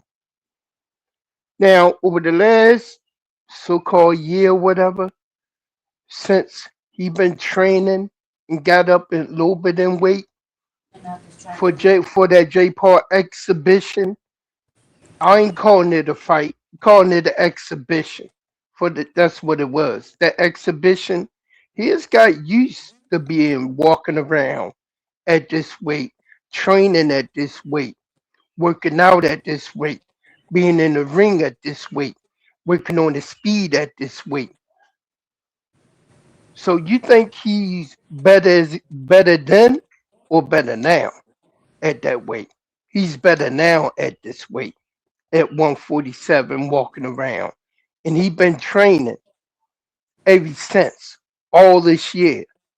So you talking about he just about had a whole year to get used to training at this weight. They bit off more than they go ahead, hurry up, take this fight right now and set a date. So they can't bullshit out, run. Because then that's going to show what they really are. Get your ass in the fucking ring, plain and simple. And take that ass whipping. For calling that man mother a man. For real. Get his ass in the ring now. Ain't nowhere to run. These motherfuckers out here trying to make all types of excuses on why this fight shouldn't happen. I can't believe my ears when I heard FaZe said Tank don't deserve a Haney fight. Who the fuck is Devin Haney? This motherfucker that been on the undercard about 2-3 fights in a row. Are you kidding me? Get the fuck out of here with that bullshit. Get your ass in the ring. Plain and simple. Shakur, you could have had that fight about a year or so ago. Shakur could have had that fight. But he chose to run a matchroom. So, hey, it is what it is. Here it is, you got somebody that said, I'm back. Let's make a fight happen. And these motherfuckers tucking Dale and running. That's why he was that's why he was the like your name say, the Baltimore bully. That's what I was calling him. Or to be more bully. But for me, I look at it like this. Devin, you're not showing me, you're running towards that fire consistently. I gave you all the props in the world. You feel what I'm saying? I was excited with the Brian Norman fight. I did pick against you, even though I'm a fan of yours. I did pick against you in that fight because you hadn't shown me anything in your last 2 outings. I'm just not going to give you the benefit of the doubt. You got to show me something. When it comes down to this whole situation, right here, right now, I don't think it's going to happen because of Devin, not because of Tank. Tank has been consistent. Loma was in negotiations with him, ran off, said, hey, I need time for my family. Shakur was in negotiations with him. Yeah, we can get this shit done, On the same November 11th date. You feel what I'm saying? He runs away. You know, now he's with Lamont Roach. That was a problem. Then he was gonna fight rematch with Lamont Roach, but then other things happened. I would probably gather more on Lamont Roach's side, and then the Jake Paul situation, and then here we are right now. Devin, you're not showing me that when Tank was gone, everybody was acting like they wanted the tough fights. Dad went after Brian Norman. We gave Shakur props for going after Teofimo Lopez. At the end of the day, Tank is back, and neither one of them are really, really trying to fuck with this dude. Now everything seems stagnant, and a lot of things seem really fucking weird because old boy came back. Why is that? Why is that? If he ain't never did nothing to nobody, he ain't never wanted to fight nobody, how the game fucked up because, you know, old boy come back with the shotty and the leather trench coat on. Like, what the fuck really going on, bro? Damn. The farmer and the Dell. Bro, that's all I'm saying as a fan. I'm saying it like this, and I'm trying to be realistic with myself and knowing who I'm a fan of. I'm a fan of Devin Haney, and for me, I'm more like, look, I'm not trying to make excuses for Dev. Dev, you did that bullshit. You did that homo shit. That shit would have got your motherfucking face smacked off your joint if Tank was standing right there, homie. You are not built like that. You're a rich kid. You are a rich Cali kid. Stop with all of this Debo Dev shit because you're not built like that. You even tried to pull your punch when you was acting like you was gonna punch the nigga in a fucking joint. You pulled that punch, bruh. I seen it. We all seen it. You ain't really want to hit that dude, and that was a regular street nigga. So stop with the Debo Dev shit, bro. You're not built like that. Shakur, you're not built like that. At the end of the day, you're not showing me anything. This little dude from B-More right now is G-checking y'all. And then you got Oshaki G-checking shit. And you niggas is looking real sus right now. And right now, bro, I'm like, man, listen, I can't believe. At times I sit here and I'm like, I can't believe that I'm like still a fan of Devin Haney. Like, I just have to appreciate this dude for what he does in the ring when he gets in the ring with somebody I think is dangerous. Outside of that, bro, I don't fucks with you. And if we were standing in the same room, I'd probably snuff your pops just on GP. Like, nigga, how you raising this like this, homie? And I'm not that dude to be like that or be on that type of time. Look, I think you did an excellent job with him in the boxing, in the business of boxing. But now, it's like, okay, you don't play this game to whereas it's two kings and two pawns on the board. Nothing's going to happen. Nothing's going to happen. Because you got to protect that pawn, and the pawn got to protect the king. And if people saying these dudes is playing chess, then mate in less than 3. These niggas is going to be checkmated in less than 3 because now you backed yourself in the corner to where the only thing that are really, really out there because you're demanding these big bags and Turkey came in overpaying it, spoiling you little niggas. You feel what I'm saying is, number 1, you're going to face your first L. Live with it, deal with it. Be a grown man about it. Because if you're chasing greatness like Shakur keep tweeting, listen, I'm out here trying to chase greatness. Then who the fuck is you fighting for that greatness? Right now, you don't want to fight Oshaki. And that's an integrity fight. And you don't want to fight Dev. You don't want to fight Tank. You don't want to fight Morataya. You don't want to fight Morataya. That's 4 fucking fights you ducking, nigga. Devin Haney, you don't want to fight Ryan Garcia. You don't want to fight Rolly Romero, and you ain't calling nobody out at 147. What the fuck you two dudes doing?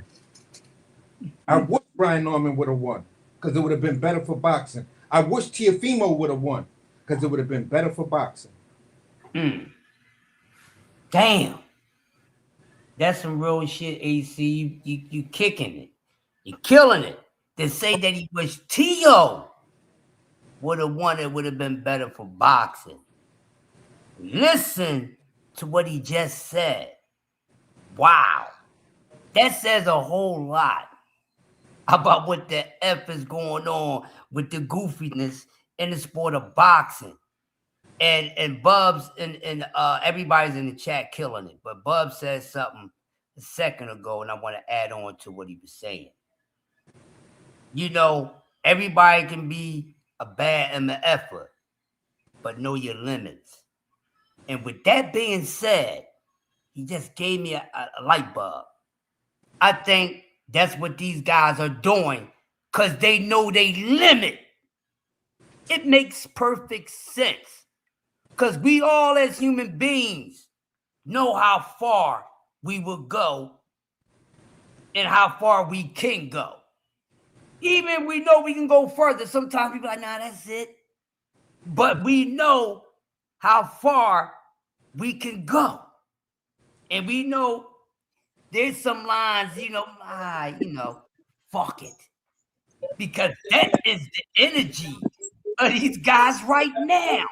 That's why it's so much of a delay effect with what's going on, short-circuiting going on with these guys getting in the ring and really challenging themselves with equal level opposition. And maybe if we do that, we'll find out if it's actually equal level opposition.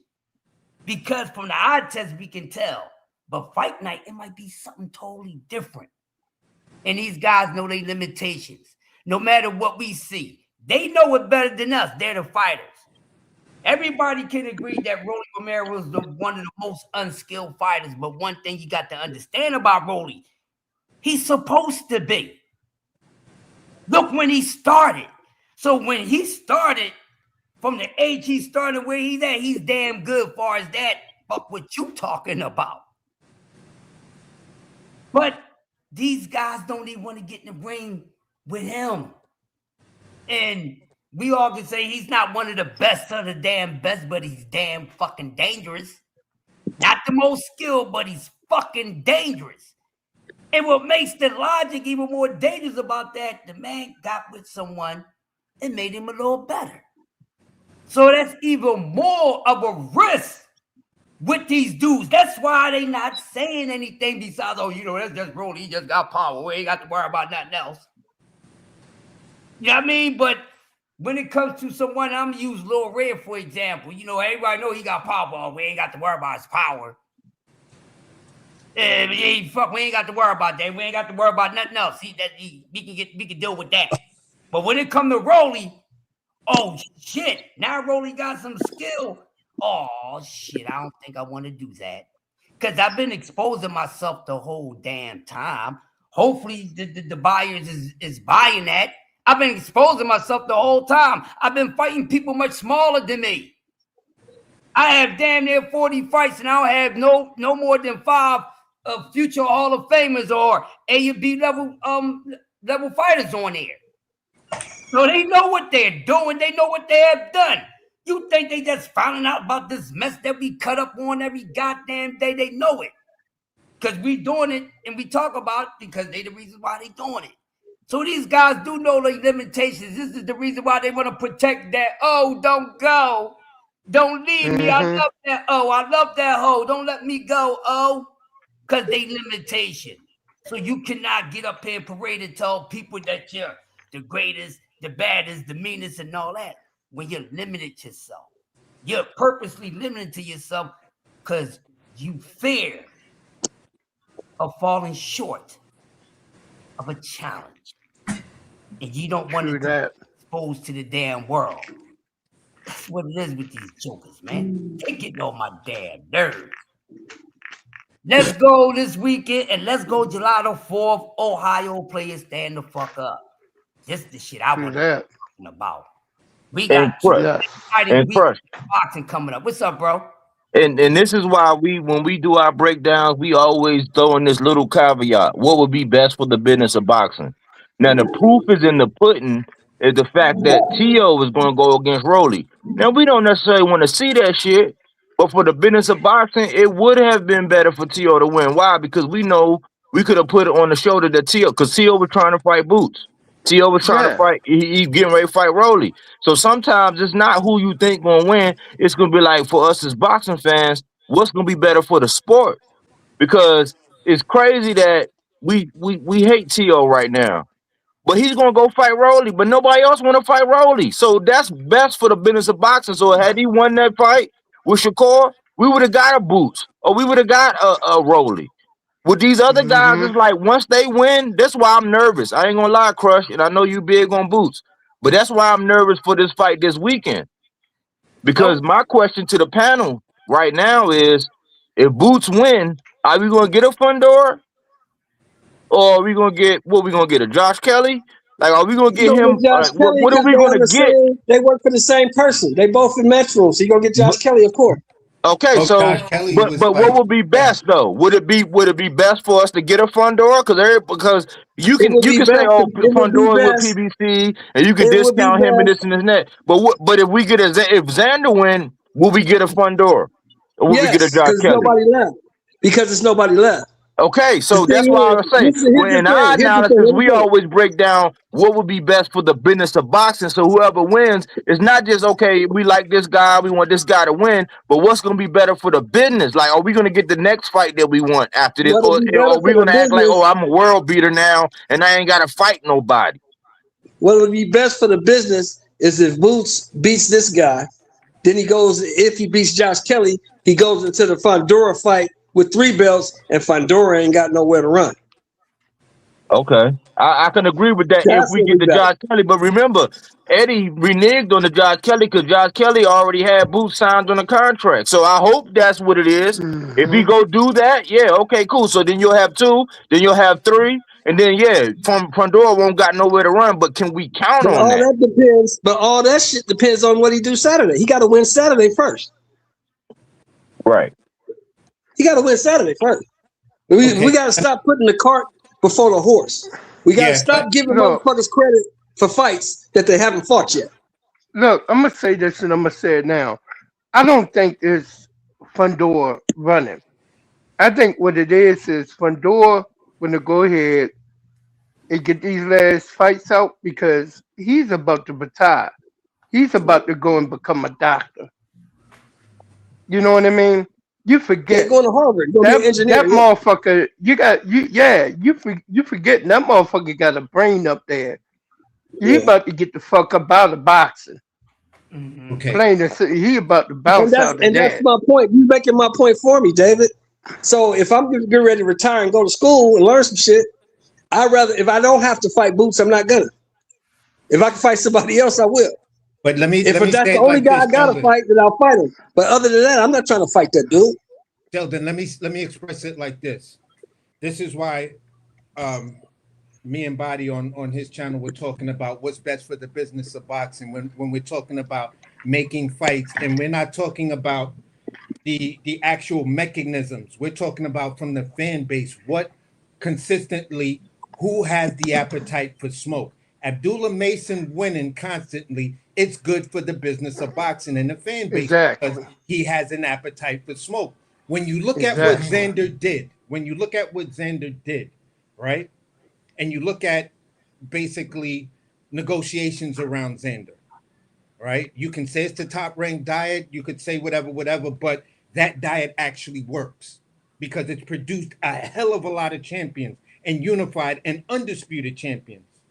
Over the other sanctioning bodies, I think they may have. I agree 100%. Go ahead. What I'm saying? So I don't have a problem with the top ranked diet. I think it works, and it's a program that's shown over the years it is the most consistent. So you take a fighter like Xander. What did he do on the top ranked diet? You feel what I'm saying? He worked himself up to get there. We question the fact of What happened with Charles Conwell? Somewhere in between that first Fundora fight, we knew Charles Conwell was going after you. Unfortunately, Charles Conwell faces a loss, a tough out, stuff like that. A high risk, low rewards type of fighter. Charles Conwell is basically sitting on the shelf somewhere in some warehouse right now. That's just the reality of a solid fighter. Now Now you Xander about to say Charles Conwell back August 1st. He that's a taking beautiful his thing. last fight on that Golden Boy deal is August 1st on that Roaches Okay, the that's a card. beautiful deal. I love to hear that. Thanks for breaking that to me, bro. I love that. And don't forget that Charles Conwell lost to a guy he wasn't supposed to lose to. And that's the unfortunate part. So now Xander takes advantage of that, puts himself in title contention, gets his title fight. What does he do? He turns around and says, "You know what? I'm not gonna do what all of the rest of the young dudes do. Get some, tomato can, glorify it or whatever, or some old veteran name to do my first title defense. I want to go after Abbas Baru." And him and Abbas Baru get it going. Then we find out through Xander's camp that, we before Abbas, we was trying to get Fundora. We were trying to do a lot of things. You feel what I'm saying? So well, you saw him at the Fundora fight. You saw him there. The sister was like, "Nah, get out of what here." I'm saying is, as far as the business of boxing, Xander is moving in a manner that says, yes, he has an appetite for smoke. Because you get the belt, then you go right into a unification fight, and then you go into a fight with the perceived eye test best candidate in boxing right now, and that's the eye test champion, Jerome Boots Ennis. And he didn't have to take this fight. He didn't have to take this fight. And he even told him he didn't have to take the fight. This is what we're talking about when we're saying what's best for the business of boxing. Fighters like that are best for the business of boxing. The ones that will go after the smoke. Sometimes we'll get a little prima donna bullshit. Teofimo Lopez, once he got those belts at 35, he adopted the curse. I'm a prima donna. I don't need to do nothing. Now everybody has to bow to me because I'm the king. You feel what I'm saying? He was robbed of his undisputed. You feel what I'm saying? Because of the Loma situation and that franchise bullshit. But technically, you can still say he's undisputed. He is a legitimate 2-time lineal champion. He beat 2 real lineal champions. So at the end of the day, bro, I'm saying it like this. Teofimo Lopez getting the belt and or Rolly continuing to get the belt, whoever wins that fight, both of these guys are great candidates for the business of boxing. Hopefully, I give Rolly a little bit more because Rolly's really showing he turned the corner and now he understands many things. So he understands career legacy and all of that other kind of stuff. You feel what I'm saying? Maybe he is inspired by the young phenom Joseph Brown. Who the fuck knows? But they both have the same background. So there may be a dynamic with that people are sleeping on Rolly. And this is why I think, personally, when you hear Rolly and everybody talking about, Rolly was doing math. And then Rolly said, listen, when have you known me to be a liar? That was the most powerful thing Rolly said in that interview with Brian Custer. When have you known me to be a liar? I may talk my shit, but when have you known me to be a liar? That's realer than real for me. So He told you before that fight. He told you I'm gonna beat the shit out of this dude. I've been beating this dude ass for years. You need to go ask him. Ask him. Tell you. Yeah, so when it comes down to it, I look at it like this. When you have some of these fights, and for me, when I look at this particular fight with Xander and Boots, I just text Body earlier. I want to pick Boots for this fight. I really do, because I want to see if Boots is really, he really ascends to that level that everybody's talking. But Xander, he just doesn't give a fuck about the hype. Xander's showing me you're cut from that cloth. Although there are those questionable moves that Top Rank had you doing, and then your camp talking about you couldn't go after Bakaram because of the 10-pound rehydration. It's a unification, my friend. You didn't have to deal with that. So those were the only 2 blemishes. I'm willing to wipe that clean. You show me something special. Show me something special in this Boots fight. and be like, yo, that's Top Rank. That was the business of boxing. I don't say it's a duck. I'd say it was a maneuver. And then when you found the shortcut to the place you were going, you took the shortcut, and now it's gonna show some rewards. So the business of boxing shows different things, but Xander, I'm like, I want to pick Boots, but I'm going with Xander on this one. I think Xander has something he's looking to do that's extremely special, and he sees something in Boots that he's confident in.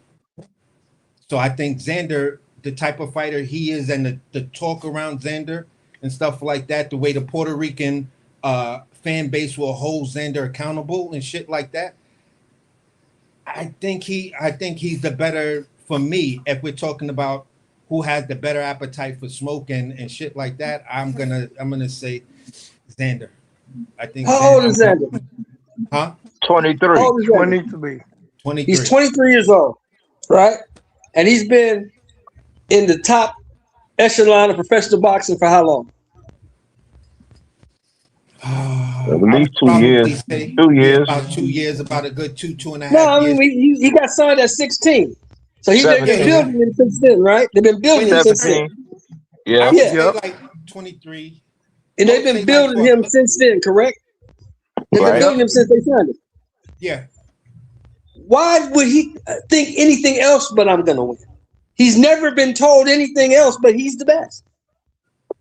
That's why he thinks that way, because that's all he's been told. He's never had anyone to prove to him that he isn't the best yet.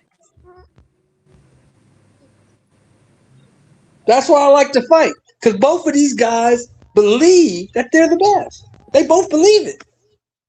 So we get to win. We actually get to win because we'll find out Saturday night who is the best. So the question, Shelton, Mr. Shelton, respectfully, the question for everybody is, for the business of boxing, the winner, like, because I lean towards Boots. I say 60-40, right? Right. But I say 50-50 because I haven't seen Boots cut off the ring with nobody. I haven't seen him cut off the ring with a mover since Karen's, right? That's a legitimate gripe, right? But for the business of boxing, the winner, which winner is going to say, okay, cool, this guy's going to take the mantle and he's going to go for the best of the best after this? That's the question. You want my honest answer? Yeah. I say both. Because if you think Xander got a big ego now, let him beat Boots. Oh, my God. Ain't nobody going to be able to tell him he ain't the bee's knees. Right? No, that part is going to be the given. It's the fact of it's saying this. Xander has said, after I beat Boots, either I'm going for Fundora, or if Fundora and Kelly don't make that fight, I'm going after Kelly. But either way, I'm going for the winner of that fight and become undisputed, because that's my goal. Right. He's been moving in a way that says he's at the weight class that's good for him. It's realistic in what he's saying as far as being undisputed at the weight class. Then there are no issues like, yo, I don't know if Xander's going to make weight before he gets to undisputed, much like Jerome was doing at 147.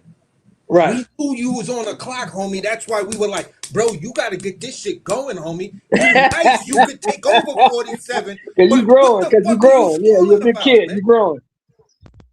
You feel what I'm saying? Right. Xander is moving like there's a sense, like we say in the kitchen. Are you working like there's a real sense of urgency? This is not the time to be fucking around and just picking one little leaf at a time like you're supposed to. But on the same token, right? On the same token, he beats Boots. He's the shit, and he's gonna keep doing that. If Boots beats him, Boots is gonna keep going after bigger and bigger challenges, because Boots gonna say, "I told y'all I was the shit." Now I'm showing you. He told us he was the shit. He's gonna say he told us he was the shit. But will he? Is his plan? If we're talking about, he's gonna keep going after belts. He's gonna keep going after titles. Whoever got the belt, that's who he's gonna fight. Whoever got the belt, that's who he's gonna fight. I would hope so because I have to go by I personally have to go by experience, and that experience tells me what did you do at 47? You knew you was on the clock with your weight. You spent 30 something fights down there. You feel what I'm saying? Knowing that you could have moved up. If you would have moved up early on when all of that shit was roadblocked, then you may not have had a belt like on some Jahad Tucker shit and went up to 54 or you went up to 160. Bro, nobody would have a problem. And right now we would probably be really, really talking about Boots as far as Xander fighting for his chance against Jerome Boots, and who probably would have been undisputed by now if he would have made those moves way back then. But think about what you just said, though. You said the business of boxing. Think about what you just said. You said the business of boxing. Now, be honest. That time when Boots was down at 47 and Spence and Crawford had the shit roadblock. Because they had a roadblock. Wasn't nobody getting up. Where was the money at that time? It wasn't no money at 54. It wasn't no money at 60. The money was at 47. You had Jennebeck at 60. You had Jennebeck on a terror at 60. Jennebeck ain't never had no big money behind him, and you know that. Ain't nobody put no money behind Jennebeck. Yeah, no, I get you with that. I completely understand. Wasn't no money up there. That's why Andre walked away from the Jennebeck. Wasn't no money up there. There was no ain't no money at 54 at this time. No money. The money was at 47. Sheldon, when you're that young, you build legacy. Now, let's just say there wasn't a lot of money, but what happens after you beat Jennebeck? Woo! That's what I'm always thinking of. I don't care you can't about really the blame now. Boots for that. Who you can blame is probably Bozy. Maybe Bozy didn't see that. Because Boots is a young kid at this time. He's just trying to fight. But that's what I'm talking about. He could have went up to 54. You could have sparked Majimov when they was talking about Majimov. You was young. Bro, like Boots, man. It's a shame for me. The reality for me as a boxing fan and being a huge fan of Jerome Boots Ennis at a point is this. I just think because they moved you so slow, you missed opportunity after opportunity. Yeah. And there was no fucking reason why you and Xander should be on the same level at this point in your career. I agree. I blame Bozy for all of that. I blame Bozy and his management for all of that. Because they did that. See, some people may I blame Eddie. I blame Eddie. I don't blame Bozy. I don't blame Bozy. I blame Eddie. You know what I'm saying? But that's neither here nor there. Yeah, but see, that's why I'm saying some people may take the way I feel as a matter of hate for Boots. No, how can you blame Eddie when he was with Espinosa and Showtime to both? You can't blame Eddie for that. No, I only blame Eddie. I only blame Eddie because there was times where you could have got somebody, but y'all had to fork over a little bit more cheese. Like you gotta notice how dangerous Boots is. Boots is a very dangerous guy, and I kept saying this for years. I said, man, niggas ain't getting in the ring with Boots for peanuts. So part of that is management. Now you had Philly and you had Atlantic City. I went to Atlantic City fight. But like you had to blame Eddie because Eddie has a track record of lowballing niggas, and it wasn't Boots or Bozy's fault for that. It's like they wanna get to where they getting to, but like if the budget ain't there and they saying, oh no, it's not this, it's not that, it's like no, you gotta fork over a little extra G's to make it happen because you are high risk. Nobody wanna be waking up for a coma worrying about no medical bills because Boots done went upside my fucking head. So I blame Eddie. I don't blame Bozy. You know what I'm saying? I don't blame Bozy at all. I'm talking about before Eddie, because he only got with Eddie after he won that belt. But then again, okay, so that's before another thing because he could have went to the PBC where there was a Jesus Ramos, there was a Jamel Charlo, like he didn't. You know, so I don't know. Like I don't know. Like you gotta ask somebody who was managing him at that time because it wasn't Eddie. So who was managing him at that time? His manager died. Like the guy died. So I mean, he had him in a chokehold, but. Yeah, he had him in a chokehold, but I gotta say, because listen, the track record is Eddie makes them guys across the pond. Like, look at what Katie Headbutt Taylor getting ready to do. She getting ready to have her biggest fight against a no fucking body. right? Like, look at what the Yeah, but Eubanks, the Katie, circus but show of the you Eubanks can't and say the that Conor about Ben. Katie because That's a circus Katie's show. fucking Like, 50 but years old. he's always catered to them guys across the But Katie, pond. That's why I you say. gotta give it up to Katie. Katie got them 50 years old. Come on now. But listen, this is my point though. Eddie has always shown that his priority is those guys across the pond. That's why I said I don't know if it was the best move because we seen what happened with Andre. Andre never got a Triple G. Andre never got a Canelo. Where's Eddie from? Where's Eddie from? I know he's across the, but he caters to them guys across the Well, why pond. would Is he what my not look out point for his? is. Why would he not? That's human nature. Why would you No, not look okay, out for your own but people? you're missing my point. As far as it comes to Boots signing with him, is where I think the dilemma was because you could have bust a hard right and went over to the PBC, and we would be like, damn, Boots is the best thing since sliced bread right now. Because Ain't PBC that would be on like, oh, we Boots? got our And that's star, what I'm saying. and he would have been And that's my matched. point He would have exactly. been matched accordingly. Isn't that on Boots? Isn't that on Boots and his team? They signed with him. I ain't pointing no fingers. I'm just saying. I'm Oh, just going over history. I'm going over history because I don't want people to think I'm going against Boots and whatever. You know what I'm saying? He doing whatever he thought he should do. But the blame kind of got to be on Eddie a little bit. You know what I'm saying? In my opinion, mostly because we could have got a Speedy Rashidi. You know what I'm saying? Conwell, the way they did Conwell, how they Oh, you maneuvered mean around Speedy Conwell. Rashidi? You talking about the nigga Speedy Rashidi who talked himself out of the fight? That nigga? But that late ball offer, the same way like Brian Norman was a late ball off, like a late ball, low ball offer. Like, yeah, I mean, it's a track record. And then don't say I ain't got no credibility because he did the same thing with Devin. He would low ball a niggas with Devin. And then go by and say, oh man, nobody want to fight him. And yeah, Devin is more skills. Like, no, nigga ain't gonna get in the ring for nothing and get they old popped for peanuts. They not gonna do that. Pay a little bit more cheese and you would have got these fights, is what I'm saying. You see what I'm saying? Like, I just don't know. I want to hear from somebody else. I want to hear from other people on the panel saying, okay, if Boots do what he's supposed to do, right? If Boots do what he's supposed to do, or what we think he's gonna do, right? He gonna get rid of Xander, however he do it, right? What's gonna be best for the business of boxing is what I want to know from everybody. Like, are we gonna get the fights that we want out of Boots, or is it gonna be like? Because this is the first time where I heard I'm the cash cow, and I'm like, cash cow?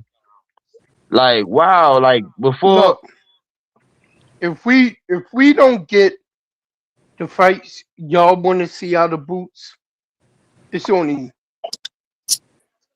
certain people. If they send out the money offer, they send out the offer to these motherfuckers to fight Boots, and they bullshit him like they did before he had the belts.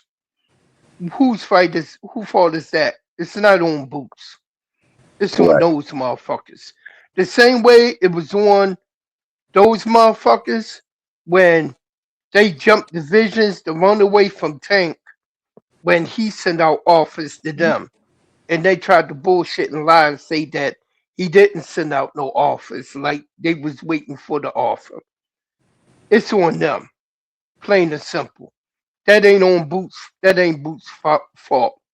Boots can only fight whoever want to get in the ring and fight him. Plain and simple. True.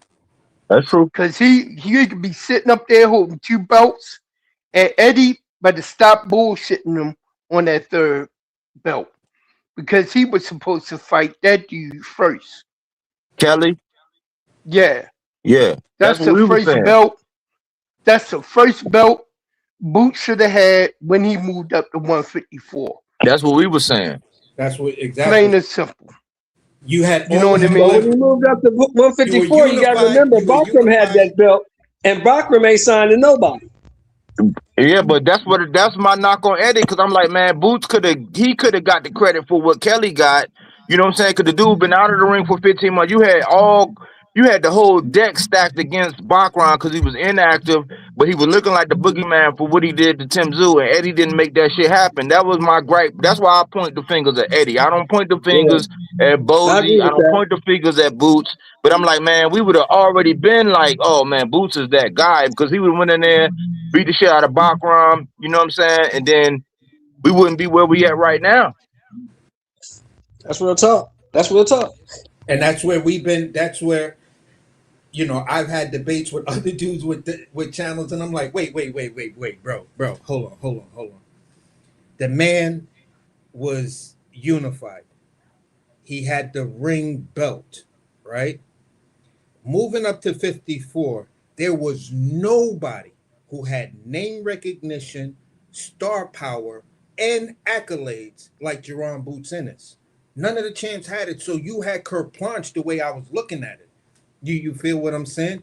So when people were talking about, well, you know, such and such was holding them up and everything, and this and that. Okay, so you mean to tell me there was no plan B? But even if you would have pressed that fight, because if it was what it was, how was he able to walk away and fight Virgil Ortiz? You could have came up there and you could have put your name down, outbidded him, or however the case may be, took that fight from that man, and I'm quite sure Bakaram would have been more happier with that payday than the Josh Kelly payday. So, and there's more at risk. There's more to gain. I beat Bakaram. But you see, the problem with that is Bakaram thought Josh Kelly was sweet. That's what he thought. Bakaram was calling Boots out, though. Bakaram was calling Boots out. Bakaram was calling everybody. He was calling Boots out. Everybody out. No, everybody. Thank you, Shelton. He was calling everybody out. Yeah. Let's not single out. He was calling everybody out. Yeah, he was doing that before Boots even got up there. When it was first talked, he was like, look, I'll welcome you. Call me. Bakaram was looking for a fight, thirsty as hell for a fight, because he was trying to live off the energy he just got from Tim Tszyu. So he was trying to stay busy. That's the way I was looking at Bakaram. I'm like, bro, okay, if you're going to do this, then bang, go do that. Just like me and Body always said, there is no person that I think that's a rational boxing fan would think that when Jerron Boots Ennis signed to DAZN Boxing, we were going to get a Boots versus Conor Benn fight in the UK or in the US. But in the UK, I know that shit would have made crazy money in the stadium. That's the fight we was looking for. That's the fight we thought we was going to get. They was both on Metro. So this the fight we thought we was going to get. Put some blame. This is why at this juncture in time, we give Boots all the credit in the world. All right, bro, you're looking like you're going to wipe the slate clean because we like this fight with you and Xander. To me, between the boxing community, it's turning into 50-50. You got people who are heavy on Xander. That's majority, almost all of the Latin community. And then you got people who are heavy on Boots. You feel what I'm saying? So this is the type of dynamic that's gonna make for a great fight. And guess what? We're in fight week. But at the end of the day, for all of us true boxing fans, we just look at this fight like, look, man, listen. Where Boots, you should have been right now. You should have been the guy with the 2 belts. You should have been the guy that had all the hardware, and now it's young Zaya is coming up to challenge you, and that's where it was just like that's the disappointing part, coming from where Boots should be to where instead of looking at where he actually is right now. And I'm not taking away from the dude, like I said in the beginning, and I put it out there. I want to pick Boots, but Xander has this attitude that the last time I kind of seen it and had this kind of feeling, I could be wrong. And if I'm wrong, I'm going to eat my crow. The last time I had this feeling was when I looked at one little thing that Mortaya said when it came down to him fighting Andy Cruz, and he was consistent on it. He's like, yeah, he's a great fighter, but this is the pros. I'm going to show him. And I said the same thing. I said, you got to remember, they fight more than 3 rounds in the pro. Yeah. And I'm like, they fight more than 3 rounds in the pro. Yeah. Appreciate y'all, fellas. Let me go and close this thing out so I can get myself together and get ready for tomorrow's show. Yeah, great cook, man. Great cook, bro. Hey man, Yo, salute man, to great shit, All everybody. bro. right, Hey, CamJ. You gotta great start coming on later. So when I get out of school, I got something to do, man. word. Yeah, I'm gonna be back at it tomorrow at 11. I'll be back live at 11 tomorrow. So you going All on at right, 11 Cam. tomorrow, Cam? Yeah, 11 a.m. tomorrow. All right, so what I'll do, you going on at 11. I'm going to start tomorrow's show at 8. Bad. Hey, Cam. Yo. Look who made it over the Deans to go ahead and try to spread some bullshit. FaZe. Yeah, FaZe. I'm about to get his ass. Bro. That clown ass, man. Probably, That motherfucking man, LDC he think he gonna pull that motherfucker. shit over there. I don't know what he think he gonna do over here. He ain't doing it. He couldn't get away with it over here. So I don't know why. I don't know. Hey, but great show, bro. Shit over here. So yeah, great show. Great talking to you, B More. Great talking to everybody. Appreciate you. All right, brothers. Appreciate you know what I'm saying? Word, man. Appreciate Yeah, when that. next time y'all boys gonna be live, man. Let them know. That's probably we gonna come up with a good topic and shit like that. It is fight week and stuff like that, but I'll let Body really all right, go ahead and drop a link so I can go ahead and subscribe to y'all for real. All right, man. Yeah, probably You tomorrow or Wednesday. I ain't gonna lie, y'all. I've been enjoying just being in the chat again, man. I'm like, man, cause that doing content shit. I like the environment over here, man. Y'all got some people that know they shit in the comment sections, man. And I salute Cam, man. I'm glad Crush put me on to you. You know what I'm saying? So keep doing your thing, bro. Keep it the same way, bro. Don't change, bro. Yeah, true that. Because you Salute, gotta man. have good boxing conversation. Right. You know what I man. mean? Not just 100% these cats that only want to defend whoever their favorite fighter is. That's not boxing. That's not boxing conversation, man. You know what I mean? That's motherfucking dick sucking niggas dick sucking energy, yo. For real, yo. Get off of that motherfucking shit like that. You know? I'm like, come on, y'all. We trying to talk boxing, and all y'all want to talk about is your favorite boxer. And then when the conversation don't swing that way, they jump off the panel and disappear. Then the good boxing conversation begin again. You just saw that today. Hey, you see me. I swear, you see how I move at times, bro. Like, and sometimes when a topic we talking about a topic for too long, man.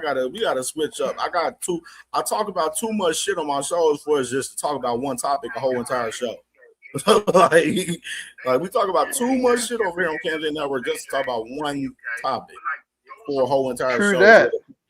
Yeah. You gotta go ahead and we gotta talk about some other shit. You know what I mean? It's like we had a good cook when TD came up and this and that, and we was talking about the card coming up this weekend.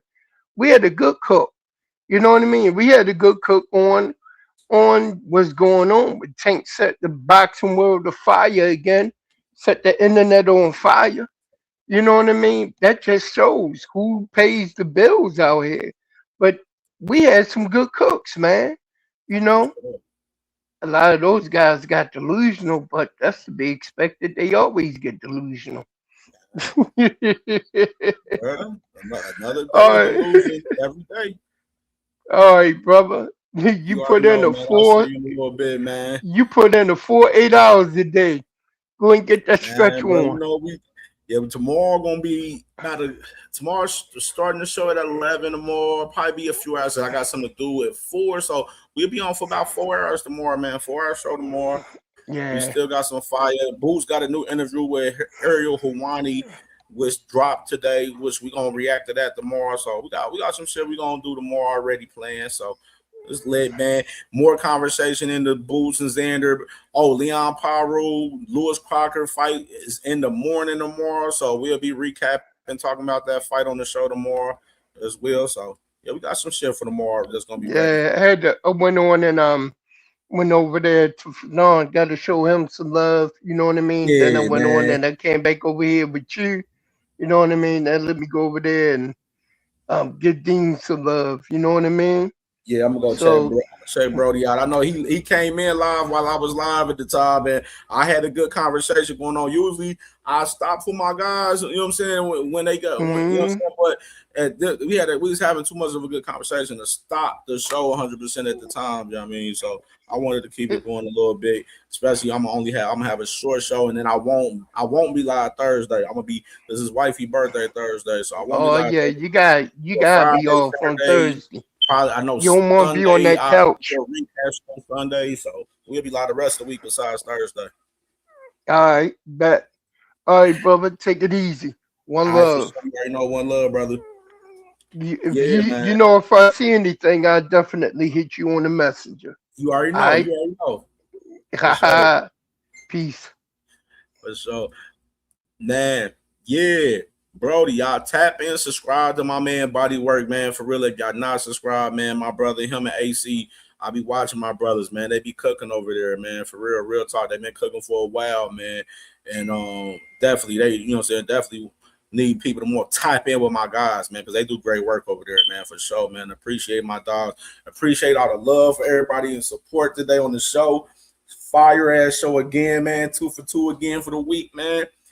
Hey, please, if y'all haven't did so, watch my interview with Scooter Davis, man. Please go back, watch the interview with Scooter Davis that we did yesterday, man. Fire conversation with my guy, Scooter Davis, man. And we be back at this thing at 11 in the morning, Eastern time tomorrow. We got a few things we're going to cover tomorrow for sure. Already setting up for tomorrow's show. So definitely salute to y'all. Love y'all. We'll see y'all tomorrow. Y'all be safe out there on this Tuesday motherfucking evening. And we'll see y'all tomorrow, man, at 11. You did.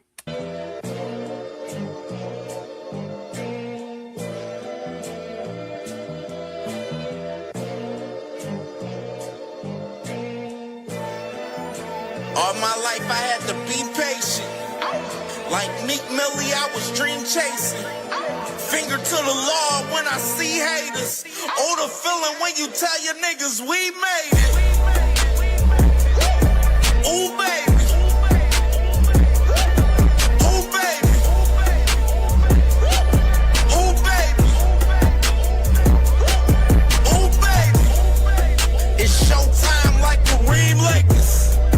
I make a masterpiece, scene basic. No Meek Millie, but I'm dream chasing.